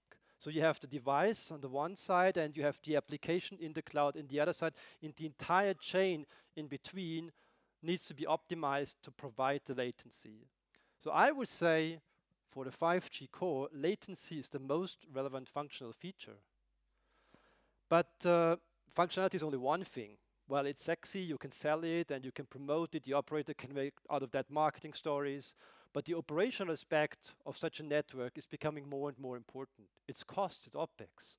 And with 5G, there is really an attempt starting from the standardization, developed by different vendors, and then also rolled out by the operators to have one single core for mobile, but also for wireless, so Wi-Fi and fixed networks. So you have just one thing anymore instead of 3 to run your entire access range, what you want to offer to your customers. And 5G is the first core which is built on internet technology. So telco always was a bit special. They said we have these high requirements regarding availability, regarding other things. They developed their own protocols, and everything was super proprietary. Yes, they have been using state-of-the-art hardware, x86 processors, but the software was only software technology used in telco. In 5G, we're using internet technology. We're using the same technology Google, Amazon, Facebook, whoever is using. So also a lot of open source is used there. And this is super important for a company like Enea, Because in the past, you had such muscles to implement a generation and another generation 5 years later. Today, it's more about integration. Today, it's more about selecting the right open source, the right other software partners. You don't have to develop everything from scratch. You just have to do the right steps. So, summarizing this, you have heard about these rollouts, and others have already been telling about this. $7 billion deals of 5G core networks all signed. Whoa, is that already gone? No, that's radio. The core is just to come.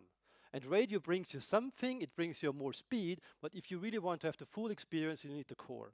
And the core is for the latency, the core is for the access independency, and the core really brings you the internet, the cloud feeling. Looking on that market, because everybody is first asking about numbers and about market numbers, and when we talk about core networks, we talk about a $3 billion market. There are very dominant players. There's Huawei, there's Ericsson. They're clearly the number one, number two for several years.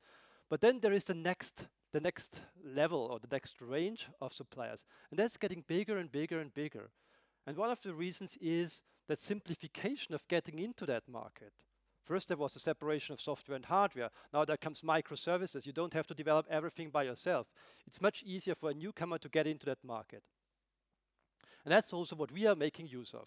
So some of these, let's say, smaller brands here on that page, they are our partners. We're teaming up with them. They have the same challenges as we have. And we think we have now a very good chance to get more of that market and to get a bigger share of it.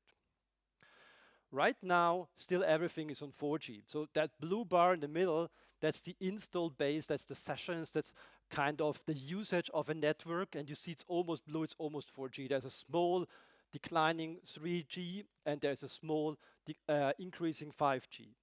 But 5G is what we see in tenders today. Also, the business is mainly 4G today. All the tenders, what we answer, all the customer requests are 5G. And when we look on the pipeline which is building up, it's mainly 5G. And according to the latest information we have, the first commercial rollouts are taking place 2020, and then starting from 21, the real revenue will start to grow. A core network consists of a couple of applications, not just a single one. Yeah? There's a whole bunch of it. When you start counting these boxes, you have somehow an idea what you will find in the 4G and in the 5G tender when we talk about different applications. The darker boxes are those which we as Enea are able to deliver. And together with this gray one here on 4G, that's what is called data management. That's kind of a subcategory in the core network, focusing on applications which require data from subscribers, from users like you and me. So what it is, I think Jan was already talking about what we do in that flow. So you need my data to allow me to access the network. You need my data to tell me how fast is my access, how much volume I have still left. I'm allowed to roam, whatever. So all these applications requiring this data, they call it data management. There's other stuff like packet forwarding or roaming from one tower to another tower or even in a different country. That is not really depending on subscriber-specific information. These are general rules an operator has applied to the network. So we have set our focus on data management. Also, this is our history. I've been doing policy and access control for almost 20 years. John is doing the database business for 10 plus years. That's where we build our future on. And the interesting thing is, when you look on 5G, you see there are more black than white boxes. What does it mean? We still need partners to answer a tender, but the majority of these applications are ours. So we have in most our tenders 50+ share of the tender. And that's important because that gives you a much better position in arguing, in bargaining. So already said before, most of the business today is so-called indirect, well, it's partner business and very often indirect business. That means that our partners are priming. Our partners can be other software vendors complementing our portfolio. Our partners could also be system integrators. And sometimes these partners have to follow a guidance by an operator to select the one or other sub-supplier, for example, data management. But in most of the cases, it's kind of strategic partnership. So for us, it was very important to already very early, and that means years back, agree with our partner who is doing what. Because when we started to engage with them in 4G, everybody already had his applications, and there was an overlap, and that's waste of time and money and resources. So in 5G, we very clearly defined who will be our partners, what did they focus on, and what will we focus on. And the next step, it was very important for us to integrate with these partners, because we wanted that an operator buying from some of these partners, also our portfolio, has the same feeling compared to buying from one of the bigger competitors, everything doing by themselves. Actually, we think it's even better buying from us, because there is one important word, and that's called openness. Operators are really getting troubles with buying from a Nokia or from an Ericsson, because they are dictating them even to buy a hardware, but they want to only buy the software. Why? Because all their revenues from the past somehow have built on this entire stack. And to achieve the same revenues in future, they have to sell them either more software or, again, the hardware. That was not our problem. We always have been focusing on the software. We are very much open. An operator can choose by himself which hardware to take, or which virtualization platform, which cloud environment. And that gives him this openness. And that also avoids a stickiness. That's the other big problem. When you buy from one of these operators, maybe they also give you the from one of these big vendors, they also give you the management system. And that management system can only manage their applications. So we have been following all the initiatives to make it more open, to conform to standards, to allow a best-of-breed solution. It means taking us for data management and taking the other best vendors for the other parts. But best-of-breed is also another important point, because there are some of the operators, mainly the larger ones, which think that we can also do this integration by ourselves. And this is another chance for us. Even if there's a core network tender, they are open to split this up and say, we are good that you answer your data management part and another party is answering the other parts. And you will see later in the competition and cooperation landscape, there are also us only interested, being interested in the other part. And with engagements, which we already had in the past in 4G, I think we did very good progress with operators in the US, in Germany especially. But also, especially I think with the direct sales force from John, who is actually with the OpenWave business unit, the one who is leading the direct sales.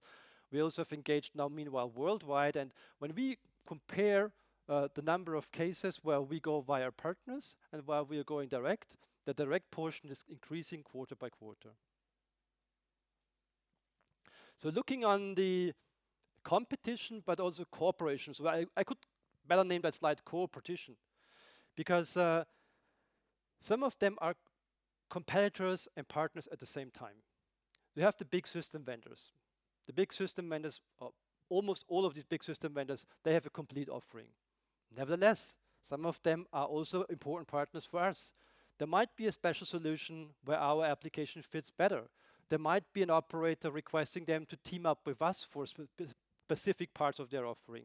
So I don't want to just name them competitors, because they're also at the other end very important partners for us. And then you have a second category of these core network specialists. They're more focusing on that forwarding, on that routing part. So all those parts which are not related to subscriber-specific information.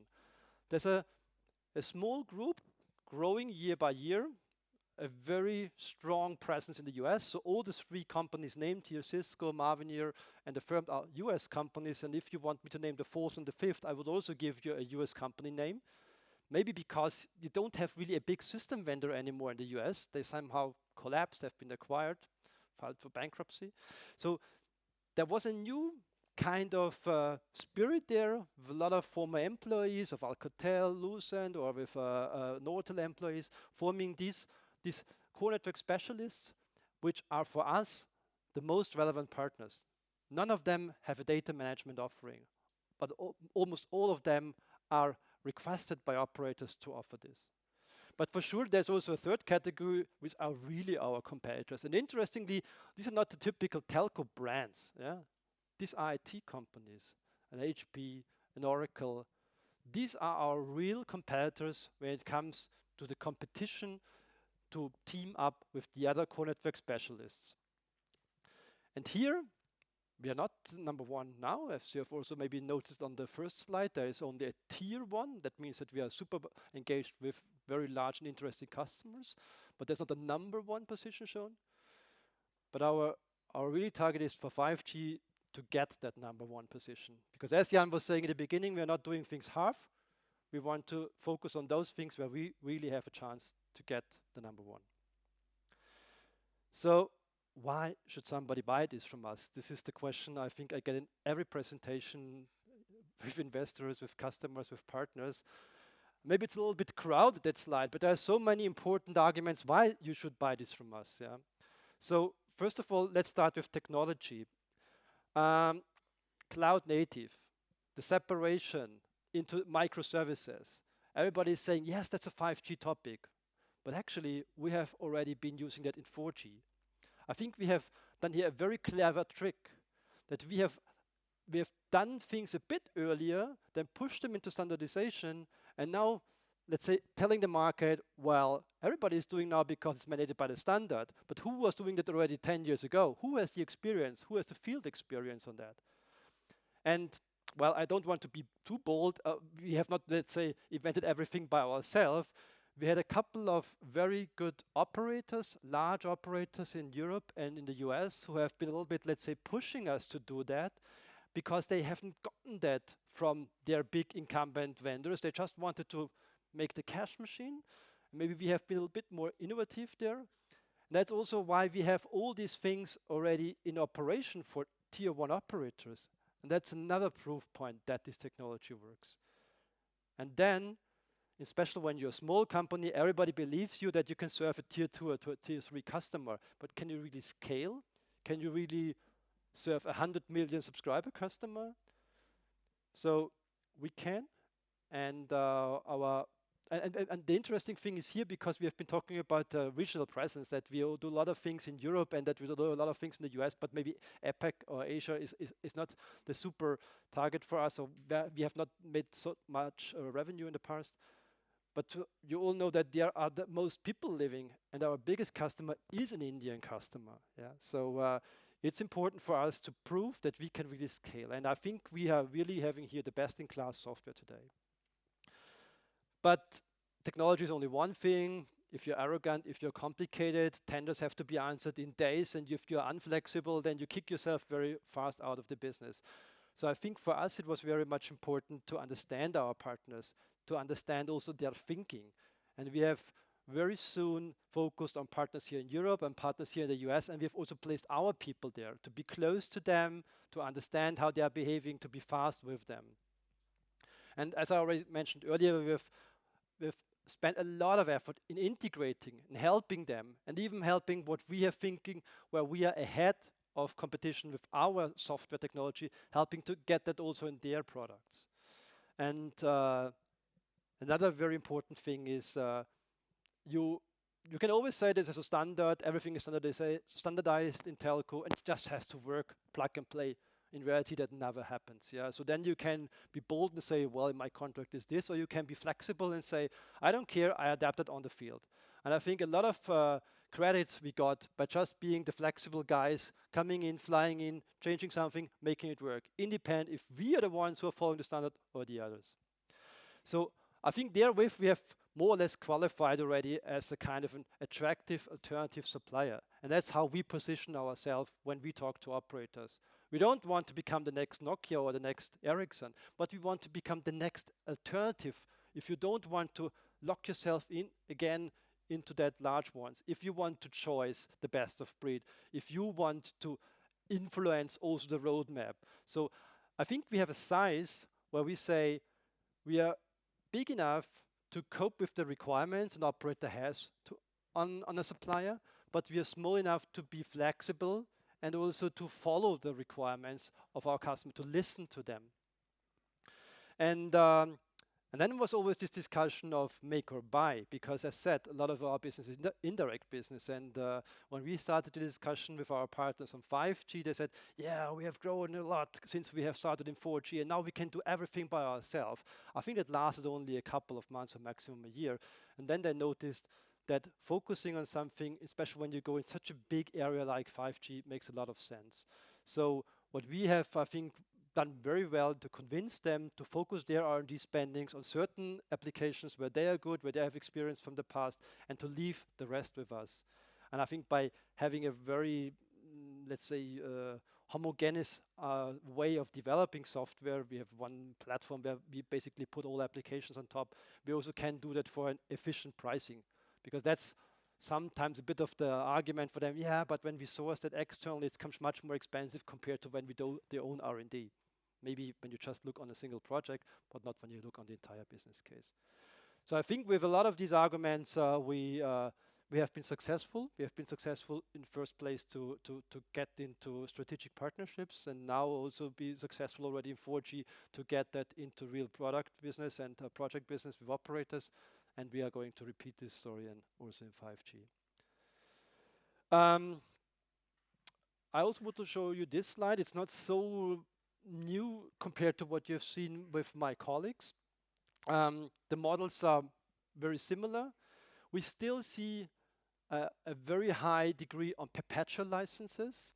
Software as a service where we all want to go to. Reality is still asking very often for a perpetual license. We sell our licenses in a pay-as-you-grow model. So when you send me the first PO, then you get the core foundation of your network, and you get a certain capacity which is aligned with your growth for the next 2 to 3 years. And then latest in year 3, you are getting back to me, and based on your growth, you are licensing additional capacity. What is a kind of a semi-recurring business, as Jan was saying? What is the real recurring business is the maintenance. And I can tell you, in that kind of business, nobody is going with a maintenance contract.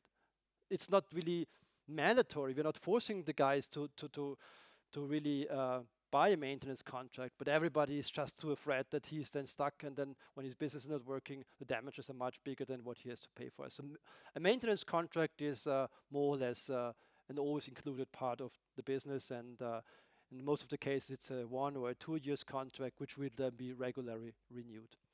Services is also listed here, but services is getting less important because with cloud, everything gets much easier. In the past, our biggest challenge was to fly somewhere in a very remote area where there's a big data center of a big operator to install something, to get the visas in time and all those things. Nowadays, you do this all remote. I would say a minority of my engineers is traveling to the customer. Most of these things are done remote. Some of these things are even happening by itself. Software can scale out. For example, when they ask for additional licenses, we just press a button and they get a key which allows them to use that same software for more capacity. They have to adapt a data center that is capable to run that software, but that's not really a challenge for us. So services is getting less important. Maintenance is a very important part and will be there also in future. And in the license model, we want to get them to a software as a service model. We want to get them to term-based licenses, but today it's still most of the business a perpetual license. And there's one public example which was announced, I think, in July, where we have signed a deal, and you can see a bit the ratio between the maintenance and the license and the service part. Coming to the end, where's the takeaway? The 5G core market is just to start. 2020, maybe second half 2020, we will see the first awards, and 2021 we'll then see first really big revenues. The drivers therefore are 3. The cloud and the internet technology is definitely the most relevant one.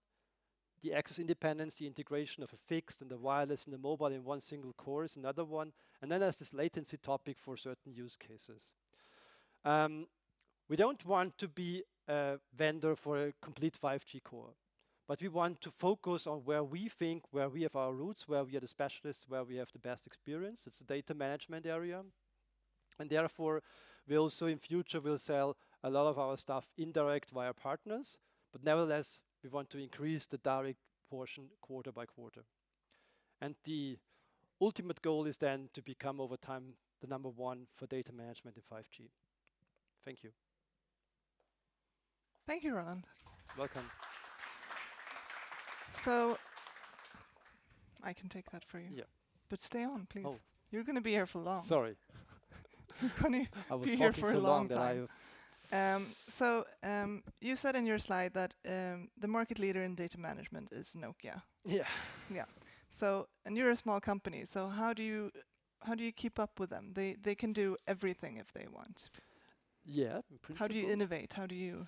So first of all, when I was telling about me, I was a little bit, let's say, hiding the Nokia history because there was Nokia Siemens, and I managed to stay separate from Nokia Siemens and from Nokia. But a large time I spent working for Nokia as being part of Siemens, and we have developed a lot of their data management offerings, and actually that we as Siemens have done lately then also our own developments in that area was a result that we very carefully have been knowing where are their weak points and where it makes sense to offer them something, to make a cooperation. So you could say to some extent we are even helping them to be the number one, and now we are just going a next step and we are increasing our portfolio and therefore coming a bit in a competition position with them. But I think we are doing that very carefully. We know exactly what we are good in and where we are investing in, and we will still also see in future some parts of data management where they will be the number one. But overall, and especially when we talk about 5G, I think nevertheless that we have a fair chance to exceed what they are doing and to become the number one. Just very shortly, as we're talking about Nokia, they had a very bad Q3. Does it affect you at all? Have you seen anything of that? No. Not really. So we're partnering with them. We have a lot of let's say business together. But I would assume that the bad Q3 is mainly because of 5G radio, where they have maybe less successful than competition. So that's not an area where we are working with them. Both you and Jan touched upon the trend of microservices as a positive trend for you, but I guess it also increases competition. Yeah, sure. So could you elaborate a bit on that? That's why I'm so longly talking about that USP slide, because it's not God given that somebody's buying from us, but without microservices, it would even be much harder for us. So it's making it easier for us to get into that, but also easier for others. So the competition is a positive competition, I would say, yeah. And we know our competition. It's not that there are some newbies coming out of nowhere. So there's a lot of M&A going on, and there's a lot of movement from one vendor to another. So actually, I even time by time talk to my competition, and I'm not scared about that. I still see microservices as a super important step for companies like us. Because using open source technology, that's the cost of free of charge. Yeah? Otherwise, you would have to sit down 10, 20 developers doing the same. I'll reuse that question that John got. Does the Enea name open doors for you? We need to invest still a lot in marketing, to be frank. Yeah. So I think when you talk about what Enea is, yeah, it's a positive thing. Yeah. So we are a European company. We have no Chinese or other, let's say, relationships which could, let's say, block us from future business.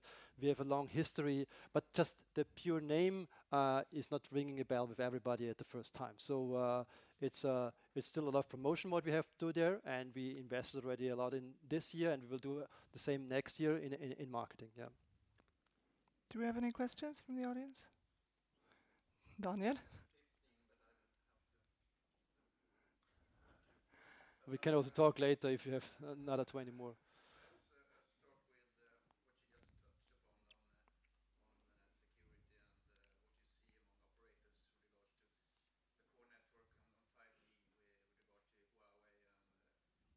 Yeah.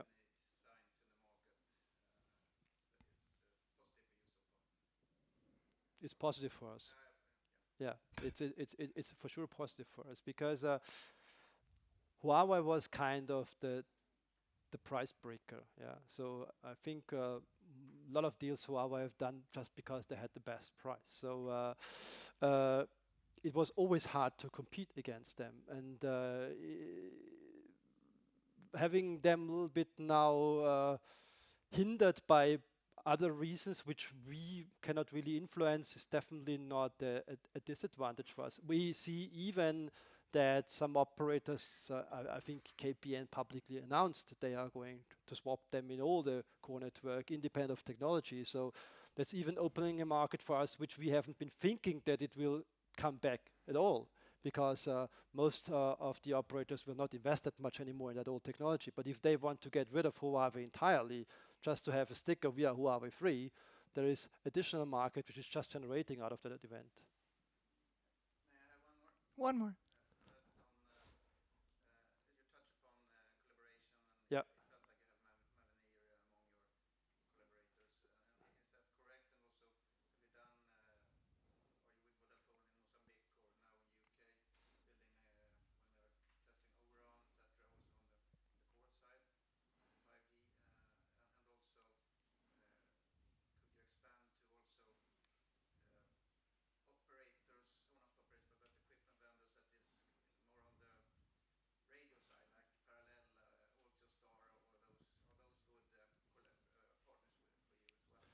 Yeah, indirectly. So we have, without being too precise here, we have contracts with a lot of these new relevant core network vendors, and they on the other side are also partnering with new radio vendors, or like Marvin here, have been engaging themselves in the radio network domain.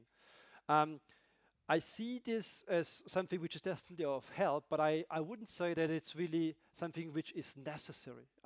The operators are in 5G very much differentiating between the radio and the core network. There's also a time in between. So the 5G rollout actually even started with a 4G core network. So different than maybe in the past, where that was more bundled. In 5G, there was a clearer separation, maybe a clearer separation as we have been even expecting. Yeah? And it was, again, so sometimes there are things happening in the market which are not influenced by you, but you take your benefit out of that. So it's very, very seldom that we are really asked, or one of our partners are asked, to have a core and a radio offering at the same time. It's more like Samsung is a good example. Being only in the radio side now, they have now done their business. So what's next for them now? They are engaging and trying to find core network partners to just use this momentum that they have gotten new customers for the radio and use that relationship to upsell here the core.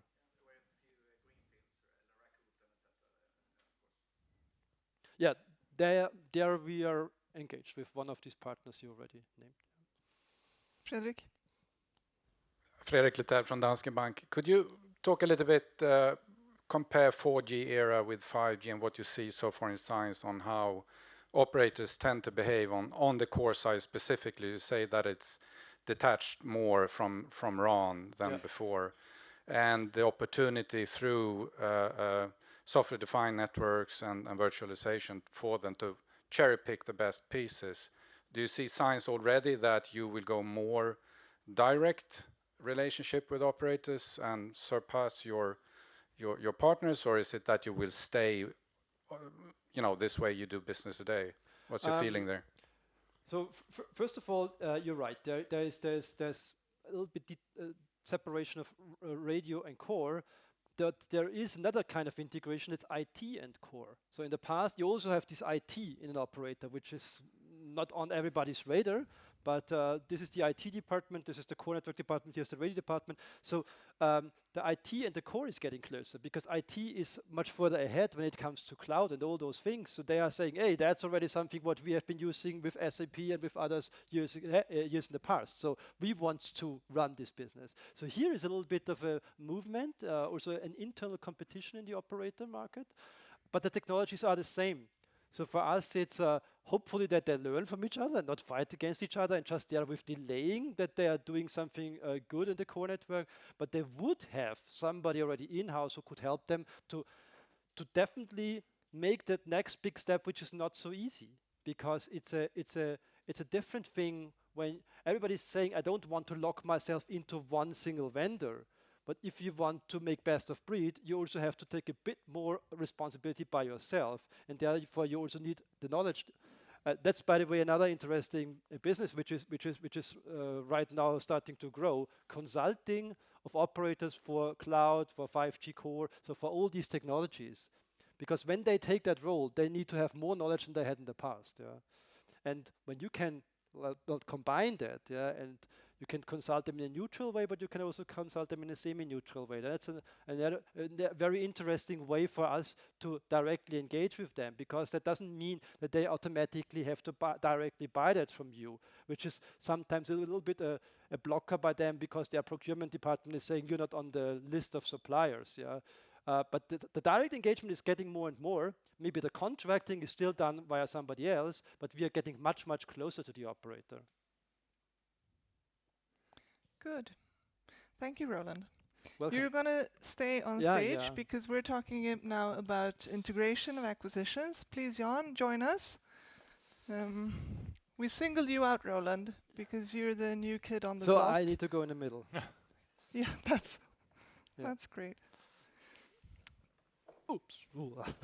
Whoa. It's a bit slippy there. Yeah. So we singled you out because you have the freshest outside-in view of Enea. Yeah. You said you were at Siemens, and then you were at Atos for a year.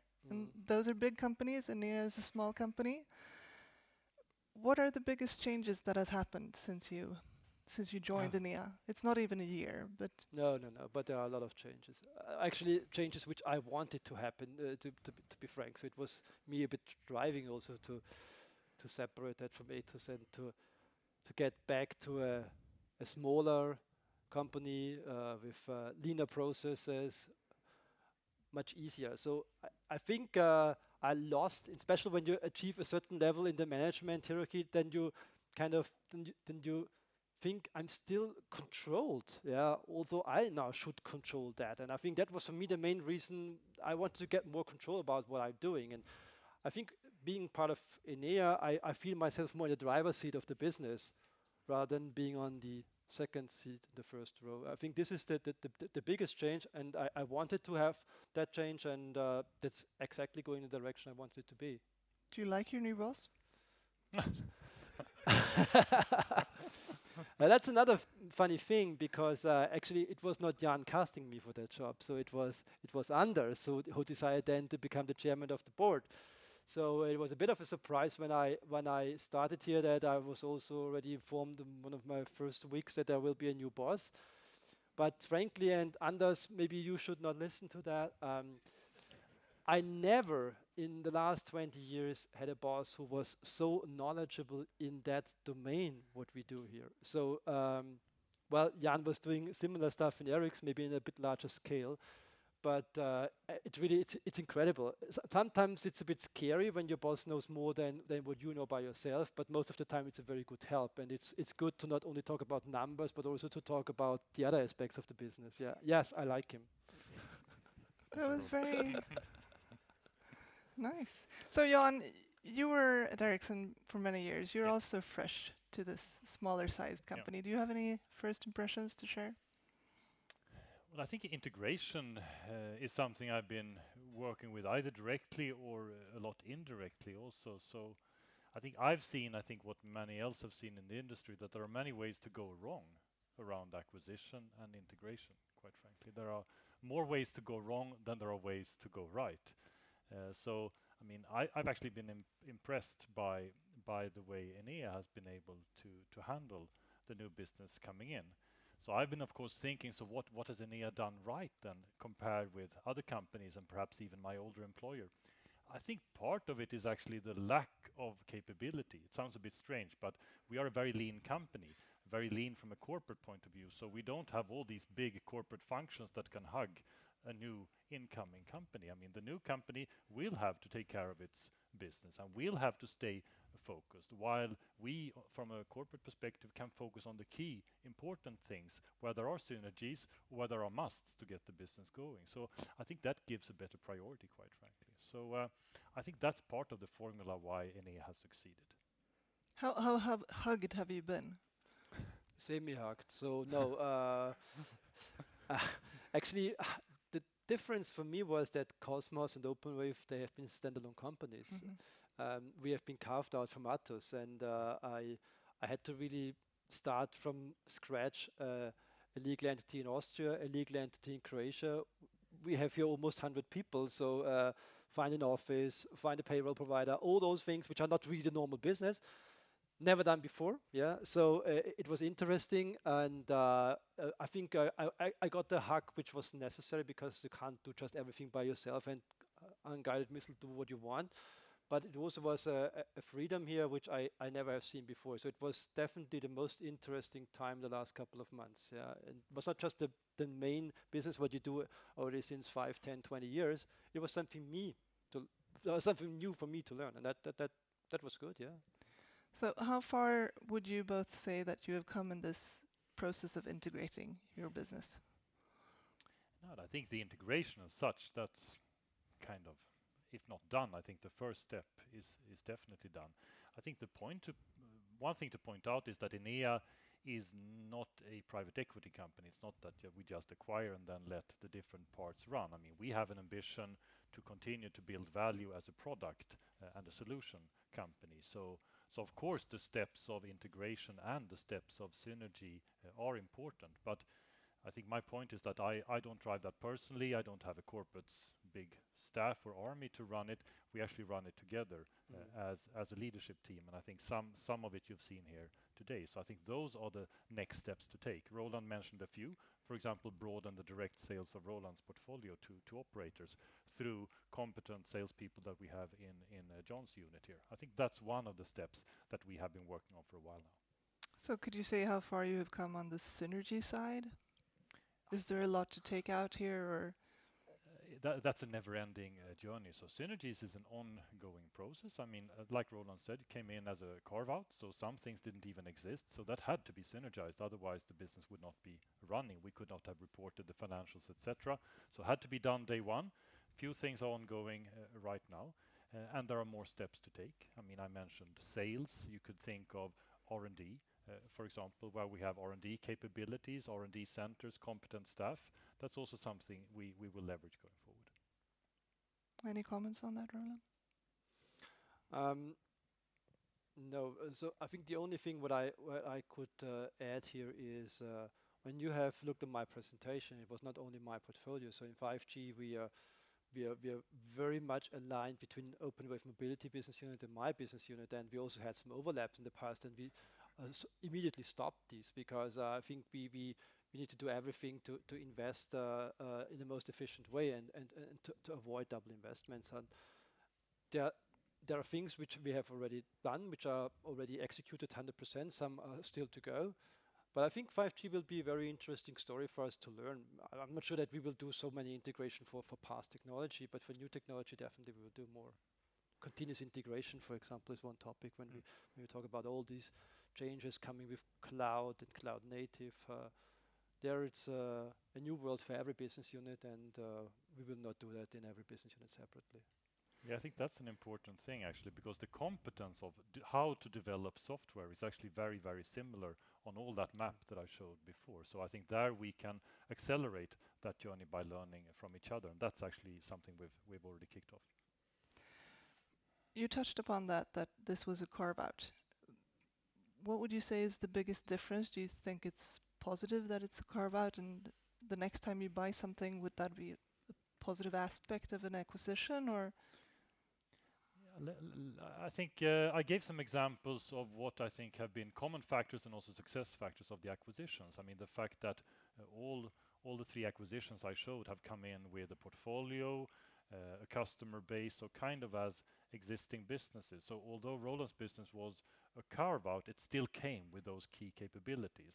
What it didn't come with was, for example, the administrative capabilities, and that's something we could complement and are still complementing. So, I think that's the model that we have been successful with so far, and I think we feel pretty confident about that model. And of course, this is from your side, Roland. There were other stuff that you could have done, I suppose, being bought by someone else, or so. Why Enea? Good question. Most of the other targets have been US companies, interestingly. So the M&A market is definitely much bigger in the US than it is here. But as we have the majority of the team and also a large customer base in Europe, and there is a bit of difference in mentality. And one factor was definitely that it's a Swedish company.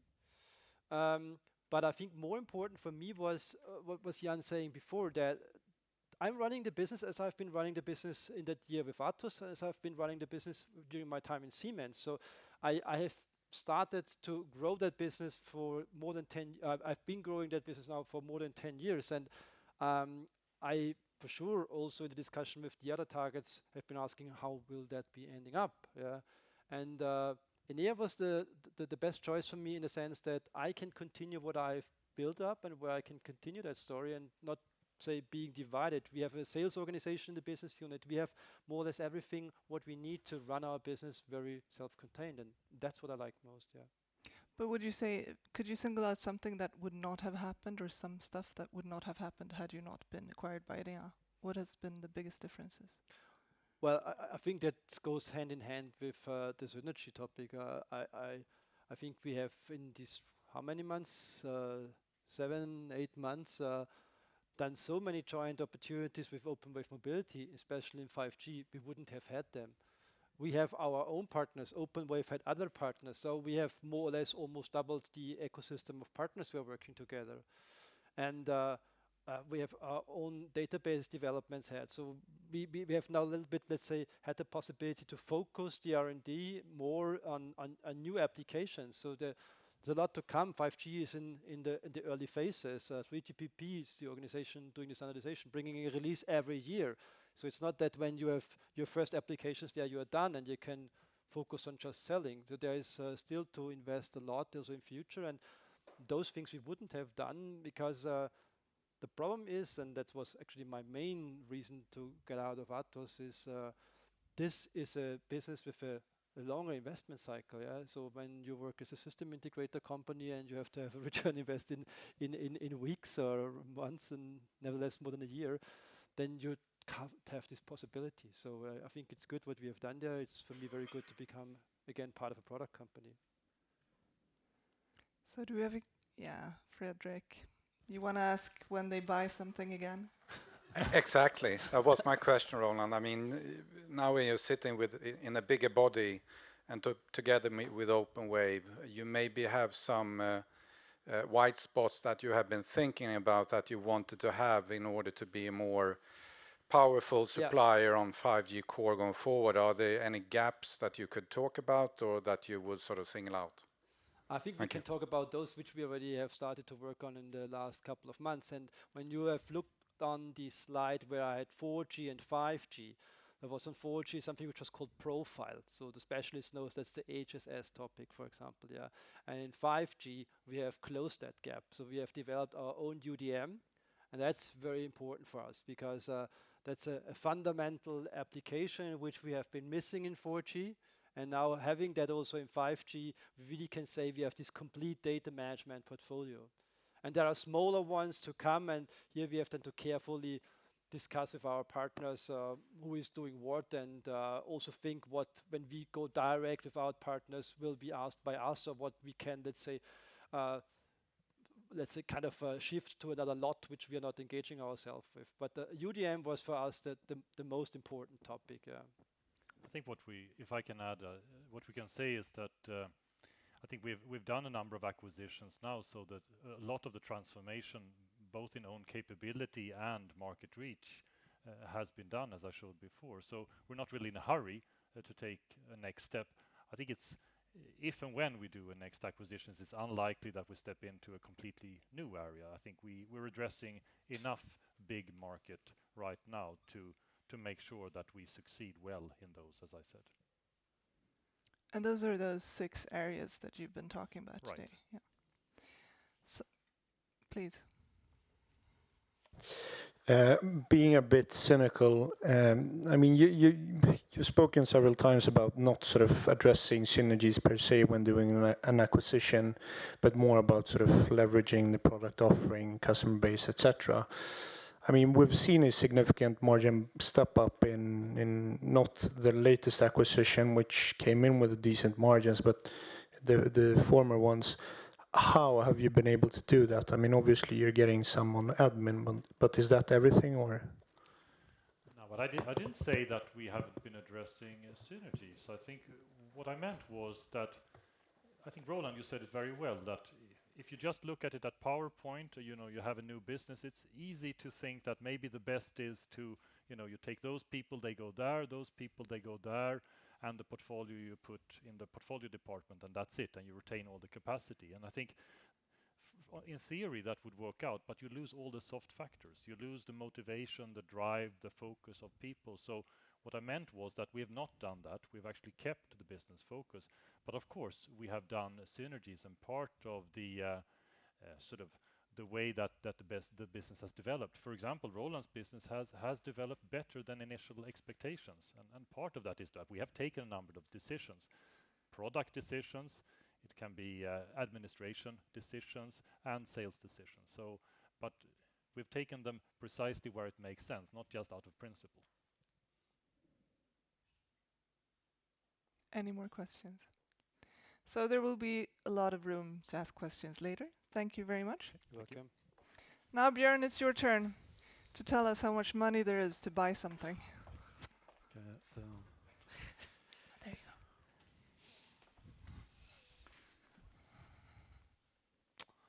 Hello, I'm Björn Westberg. I started in 1 year back in December. I have been before that 5 years in the software industry and 20 plus years in the life science healthcare business. And this is my, I think it's 18 years now as CFO in listed companies. So, starting with revenues per product group. And Global Services, which Bogdan heads, has big operations in Romania, but also have sales in other parts of Europe and also North America. That increased by 7% this quarter, so a good increase. Then looking at operating systems, with a major part of the revenues is coming from the two key accounts we have disclosed in several reports before. And as we have also been communicated for these key accounts, we see a decline. And the reason is that these key accounts, they are more focusing on open source solutions. And therefore we have a decline of 7% in the quarter. Then looking on the network solutions, which all these business units or product groups or product areas presented just before by Roland and John and Jean-Philippe, they are part of network solutions. So they consist of the major part of network solutions. We have some old products as well, but the absolute majority network solutions are coming from these product groups or product areas. And that increased by 38% in the quarter, mainly driven by the newly acquired business from Atos, the policy access control business. But also we had 6% organic growth. We have some percentage points currency there as well. So overall, good increase in revenues for the quarter. Then looking at revenue per quarter, if you look first on the second quarter this year, this was the record revenue ever for Enea. So very positive. And as well, the third quarter this year, was the highest third quarter ever. And if you see the comparison that we have organic growth in the different segments, but overall 90% growth. Once again, mainly driven by the policy access control business. Looking on the EBIT margin, that was 25.4%, and a little bit higher than the Q3 last year. And I would say there are four main components affecting the margin. Of course, do we have a significant or do we have sales growth in the quarter? That's of course important. But also the mix between Global Services and the other product groups. And here we had, as mentioned before, 7% increase in Global Services. But if you combine operating systems and network solutions, the increase was 22%. So when you have a higher increase there, having a higher margin business than Global Services, they have a positive effect on the operating margin as well. By doing acquisitions, you have amortizations from the acquisitions, but also when you capitalize development going forward, because we have many interesting investment areas in organically, then you capitalize that, and then you amortize that going forward. So the first years after acquisition, that increases relatively sales, so that's a negative impact for the quarter. But more than balanced by the positive sales aspect, but also well balanced or offset that they have a smaller increase in operating cost of 10% compared to the sales increase. So that's the four components affecting, the main components affecting EBIT margin. Overall, we have stable cash flows if you look on a 12-month cycle. And I would say the third quarter was a sort of normal quarter, pretty stable cash flow. But it could have some variations. Sometimes we have big license deals, and they could have, of course, positive impact. And one quarter we could have less large license deals, could have some impact on the sales. But the main component affecting the cash flow for a quarter is the working capital. But once again, if you look on a 12-month basis, it's pretty stable.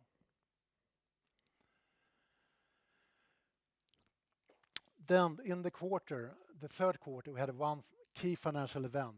We had a direct share issue of 271 million. And that has, of course, significant and positive impact on the net debt, but also on the equity.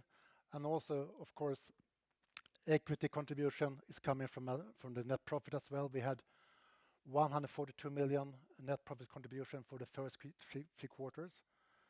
And that leads to a very positive impact on both net debt to EBITDA and also on equity ratio. So net debt to EBITDA down to 0.67 and equity ratio up to 59%. So overall, I think it's fair to say that creates a very stable financial situation. And also, if you look on the first three quarters, we also had a positive EPS development due to the net profit increase. Looking at net debt again, here we also include the remaining purchase price for the acquisition from Atos. And that is amounting to 48 million. That is due end of November this year. Once again, if you look on net debt to EBITDA, 0.67. We also had a significant key financial event in the fourth quarter, starting in October, that we had an early repayment of the bond loan of 500 million SEK. That was done in October. And that was possible because we had this strong financial situation end of September, plus we took up a new bank loan of 250 million SEK in October as well. And this results in we will have much lower financing cost, because the interest for the bond was 5.25%, and the interest to bank is, I would say, around 1/3 of that. So that will generate a positive EPS impact already from next year. And also, when you repay or redeem a bond, this was the first bond for Enea, which had certain covenants, of course, but also certain restrictions. But repaying that, we have, I would say, much less restrictions on certain things that we can do. So we have result of this, we have much more flexibility to maneuver, for instance, to get new loans, for instance, and also, I would say, quite a large headroom for more borrowing as well. Finally, comment on the financial target and outlook. This is normally set once in discussion with the board. And if you look on how we achieved this so far this year, we have a EBIT margin of 26+% so far. But we have some non-recurring items and also have some currency effect affecting that. So depending on how we define the non-recurring items, but I would say between that result in 22 to 24% EBIT margin, depends on how we define that. So we can tick that box with a margin, so very positive. And as you have seen, very much due to the acquisition of the policy access control business, we can tick that box as well, that we are clearly above the last year numbers. So thank you. And Jan, please continue. So we've actually started to come to towards the end of the presentation part here. I will just round us off with a summary. I mean, first of all, thank you very much for attending it today. It means a lot to us to have all of you so confidently in the room here. There's going to be a Q&A. We will be here also afterwards. But what I hope you've heard today is that Enea is a company well positioned for profitable growth. And a number of the key points that I've seen coming in, hopefully you've seen here today. Our market position is interesting, and we're addressing two very attractive markets, one being telecommunications and one being cybersecurity. And the fact that we are working both with leading partners as well as directly with very advanced customers makes us not only interesting right now, but gives us an opportunity to steer our investments in a good way going forward. I hope also you've seen that Enea is a software company. I've said that many times now, but it's worth repeating that the software industry gives you scale, gives you high revenues, gives you the possibility to replicate. And our intention is to continue to stay a pure play software company, both from a technical point of view, things like cloud technology, we've heard about microservices, and also from a business point of view, moving into and maximizing things like recurring revenue and as-a-service business models. Our go-to-market model is something which I think makes us a bit special. The fact that we've found a sweet spot between direct and indirect go-to-market reach. And I cannot stress that enough, that of course you could have direct sales to everyone, but that requires a very, very big sales force to build up.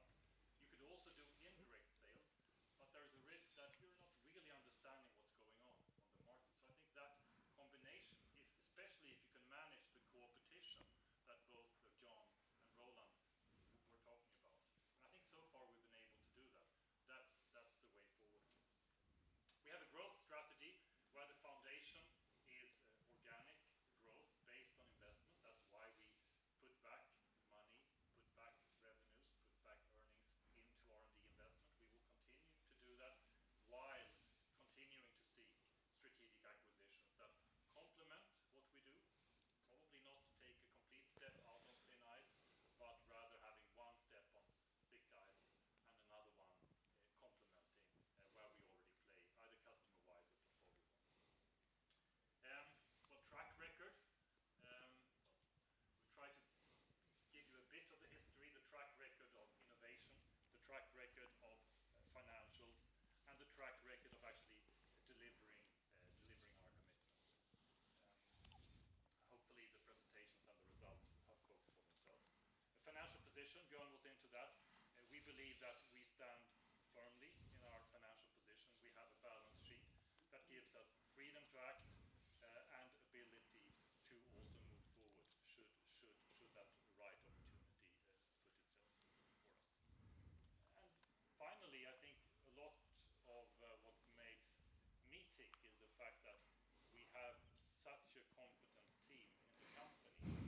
I'd say the entire company, we have really what it takes to play out there as an advanced technology vendor, and that of course requires a lot of advanced leadership. You've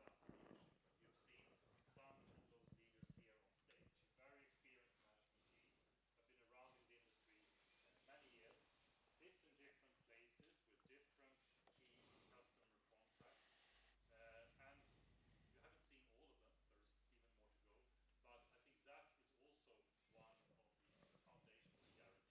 Q&A and later on. Great.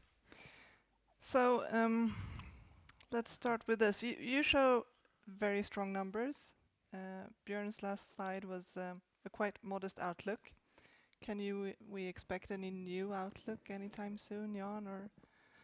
No, I think Björn said it very well. The outlook is set by the board. It's set normally once a year or adjusted if need be. We have not seen any need to change the outlook, so therefore we retained it now. And probably there's going to be a new outlook for next year when we present the quarter one, or in quarter one. You don't see a need because you like to over-deliver. Okay. Then on the bit more negative side, then all these figures and markets that you've shown, it's 5G will be exploding. These are interesting markets, but your organic growth is 6%. What is the explanation? Yeah, well, I don't think we said the market would be exploding. So I think, I mean, first of all, I mean, we have been pretty open for many years that we have parts of the company, namely the operating system business, which is going down. And we're open with also that we expect it to continue to go down. So of course, that's something we need to beat and fight every day. And that's hard work. And that would have been a bigger problem hadn't we been able to do the transformation of Enea into a plus 60% network solution company. I mean, I've spent 25 years with Ericsson. I think many of you have spent a lot of time analyzing the telecommunication market. And I mean, it's also clear that telecommunication is a market of tough growth and on an overall scale, tough competition and perhaps not fantastic growth. But what makes me confident is the fact that we're not playing as a system vendor. We're playing in selective markets, software-based. We are playing in 5G, which is not here right now. I think we will hear about that also. We don't see any explosion of 5G right now happening, but there is a long-term opportunity, and we intend to capture it. And I feel pretty good about how we're positioned for that. Also like to add to that, I mean, when we made the announcement of the acquisition from Atos, we also estimated revenue for 2019, and we are clearly above that so far. Good. You touched upon operating systems. You're saying it's in decline. You don't want to specify how much. Is it because you don't want to, or is it because you cannot do it? No, I think I mean, as a listed company, we are as transparent as we can. One of the big events this year was to close a 4-year agreement with one of our key accounts. And of course, that's a declining revenue profile with that key account, but it gives us predictable revenue and also gives us the opportunity to adjust focus and adjust the priorities in our business. With the other key account, we have a different model right now where we don't have that level of predictability, but we are assuming and planning for a continued decline. Daniel, you had a question?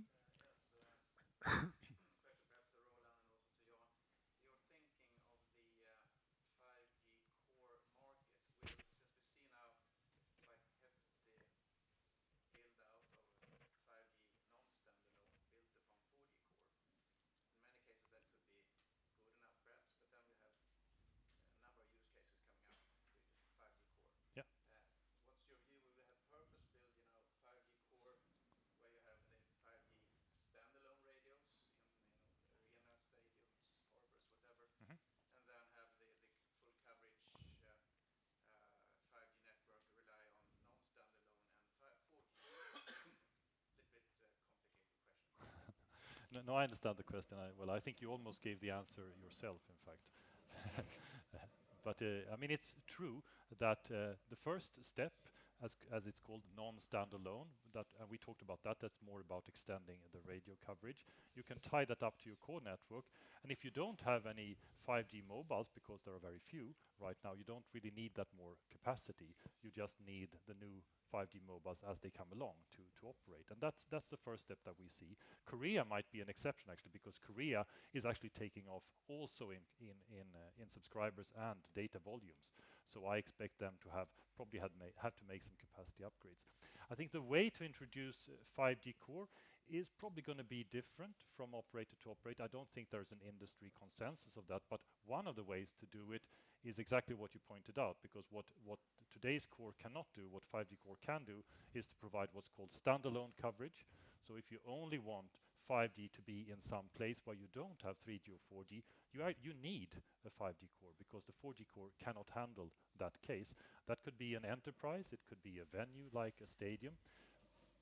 I know some operators are thinking about that. That's the first step, and then you expand from there.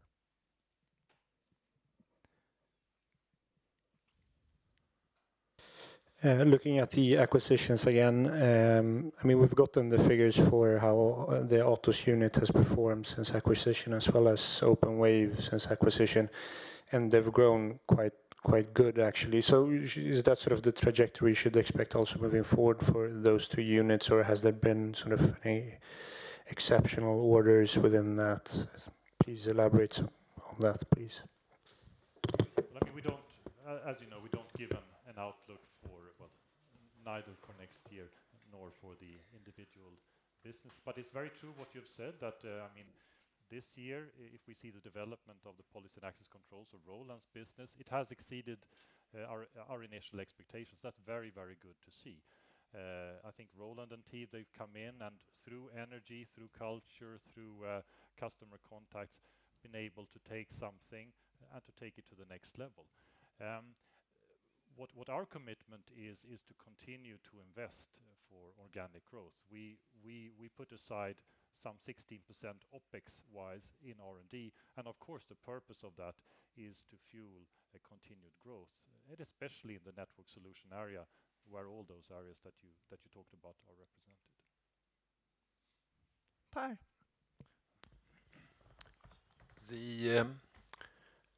The vision of 5G epitomizes many things. One, perhaps the most central, is a much higher degree of automation, engendering enormous savings for both operators and enterprises. Is this a domain where you want to play and where you think you can contribute? Automation, integration, where your software components is a part of a bigger whole. Thank you. Yeah, thank you, Per. Yeah, for sure. I think, like Daniel was commenting on also, what 5G promises, of course, it requires many things to happen. While 4G perhaps has transformed the lives of people, our access to information or to media or to entertainment, it hasn't really changed so much the business of enterprises and businesses. Manufacturing is still done in the same way it was done. Healthcare is done in the same way. Logistics have started to get some benefits, but there is a lot more to do in the digitalizing many other industries. And 5G has a lot of that promise due to many things. One is better reliability, so based on cloud. So you have the cloud kind of scale that cloud has. And then I think, as Roland touched on, the latency, the fact that you can, with automation, anyone who's done automation theory knows that latency is the key thing. If you have to wait for a second and see the result of whatever you do, it will simply not work. So for sure, when 5G succeeds to actually go further into automation, further digitalize, Enea will be there with our software, the software that we have, and perhaps new software that we will develop. Victor? Thank you very much. Can you discuss any ballpark figures, how much of key accounts there is new business? We don't disclose that, but I think I said before as well that the clear majority of the revenues in the operating systems are coming from key accounts. And then we also disclose the total percentage of key accounts, so you can make some kind of estimate of that sense. Okay, follow up also on the gross margin. You have the decrease there from the amortization on the COGS from the acquisitions. Just curious if you see anything there in the product mix or anything that could reverse this trend. Yeah, as mentioned before as well, if we have a higher sales increase of software versus services, then we have a balancing effect of that. But of course, also with being bigger, there's economies of scale as well. So there's some room for efficiency improvement in the cost of sales as well.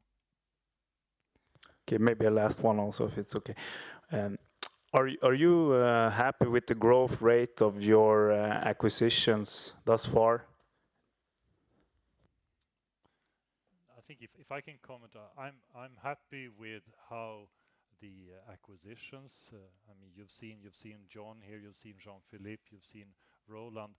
They all three came in through acquisition, but have retained the business focus. So I'm really happy with the contribution that these businesses have given to Enea as a stronger company. And when we look at specifically this year, the financial contribution of policy and access control, that has exceeded our initial expectation. Of course, that's fantastic for us. Like that as well. If you look on the slide Jan presented before, we see the 6 different boxes for the product areas. We excluding operating systems, then we have interesting cases in all the other 5 areas. We are investing for growth as well.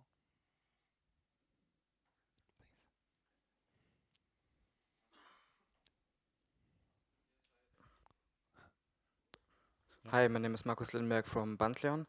One thing you haven't really talked about is the opportunities in the UCPE market. Considering you released some, or you had some press releases in the last weeks, could you maybe elaborate on what's your vision there? What is the progress? How is the market developing? And also, could you give us some color on your maybe competitive positioning there? Who do you see are the main players? Who are the main customers? Some color would be very helpful. Thank you. Right. I think that's an excellent cue for one of the EMT members that has not been on stage. Adrian, why don't you come here and take that question? Now I know you're taken a bit by surprise. We can talk here or? Maybe I'll just speak loud. Yeah. Okay. Yeah. Okay, so I'm Adrian Lovén, I'm head of the OS business unit, and we do have this new product offering that we call NFV Access that addresses NFVI infrastructure on UCP. So the UCP is the equipment that you put in customer premise, so typically used in an enterprise office market. And that market has been around for a while. We actually have a lot of business in the DPI business unit in this market around a technology called SD-WAN. And typically that box has been built in what's called the first generation, integrated unit, hardware and software, one box that is sold. What we see now that's really interesting is a second generation SD-WAN, where the stack is broken up and we have an opportunity to sell just the platform. From an OS business unit perspective, it's quite interesting because we view it as an operating system with the UCP hardware in the bottom and then VNFs or applications on top. So we feel like we can understand the use case. It's also towards the edge of the network where we play well traditionally. So it's an interesting opportunity. We're investing, but revenues are very small. And we also have a business model that's quite back-ended. This has launched this year as well. Yes.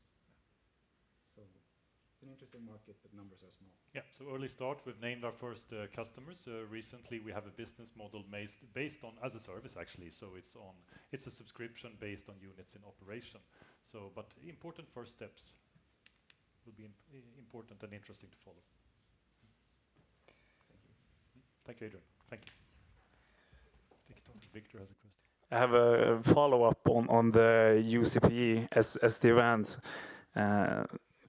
Figured I would take it now before Adrian left the stage. But anyway, so this is actually the total market for it's huge. Can you talk about and I know your platform is a small part of the market. Can you say something about how much of the market that's Enea? Are we talking like 1% or 1 part per 1,000? It's a very good question. I'm asking myself the same. No, I'm joking. There's some public data on the market. You can look at hardware and you can look at software. We only address with our offering a small part of that software market. Again, viewing it as an operating system layer that we provide. and how much money is going to be spent on the applications, the VNFs, and on that infrastructure layer that we can provide with some management software.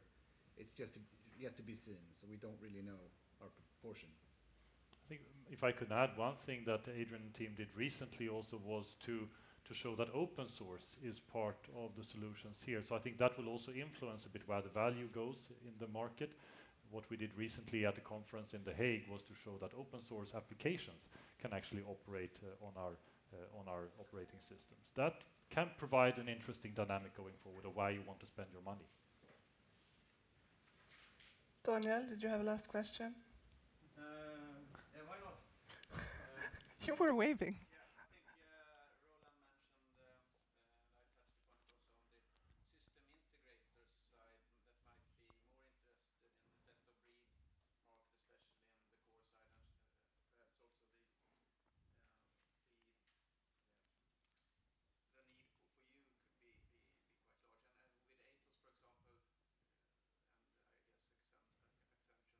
Yeah. Can you comment on what kind of collaboration you have today, and if this is a targeted collaboration?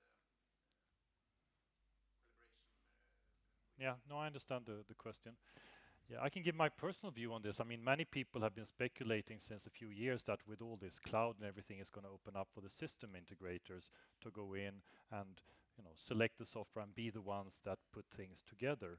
In some cases, they have succeeded, some of the names that you mentioned, but not to the extent that I was expecting, quite frankly. I think in most cases, the operators are still looking for someone with the technology, the knowledge about the applications and the technology to be the one taking responsibility.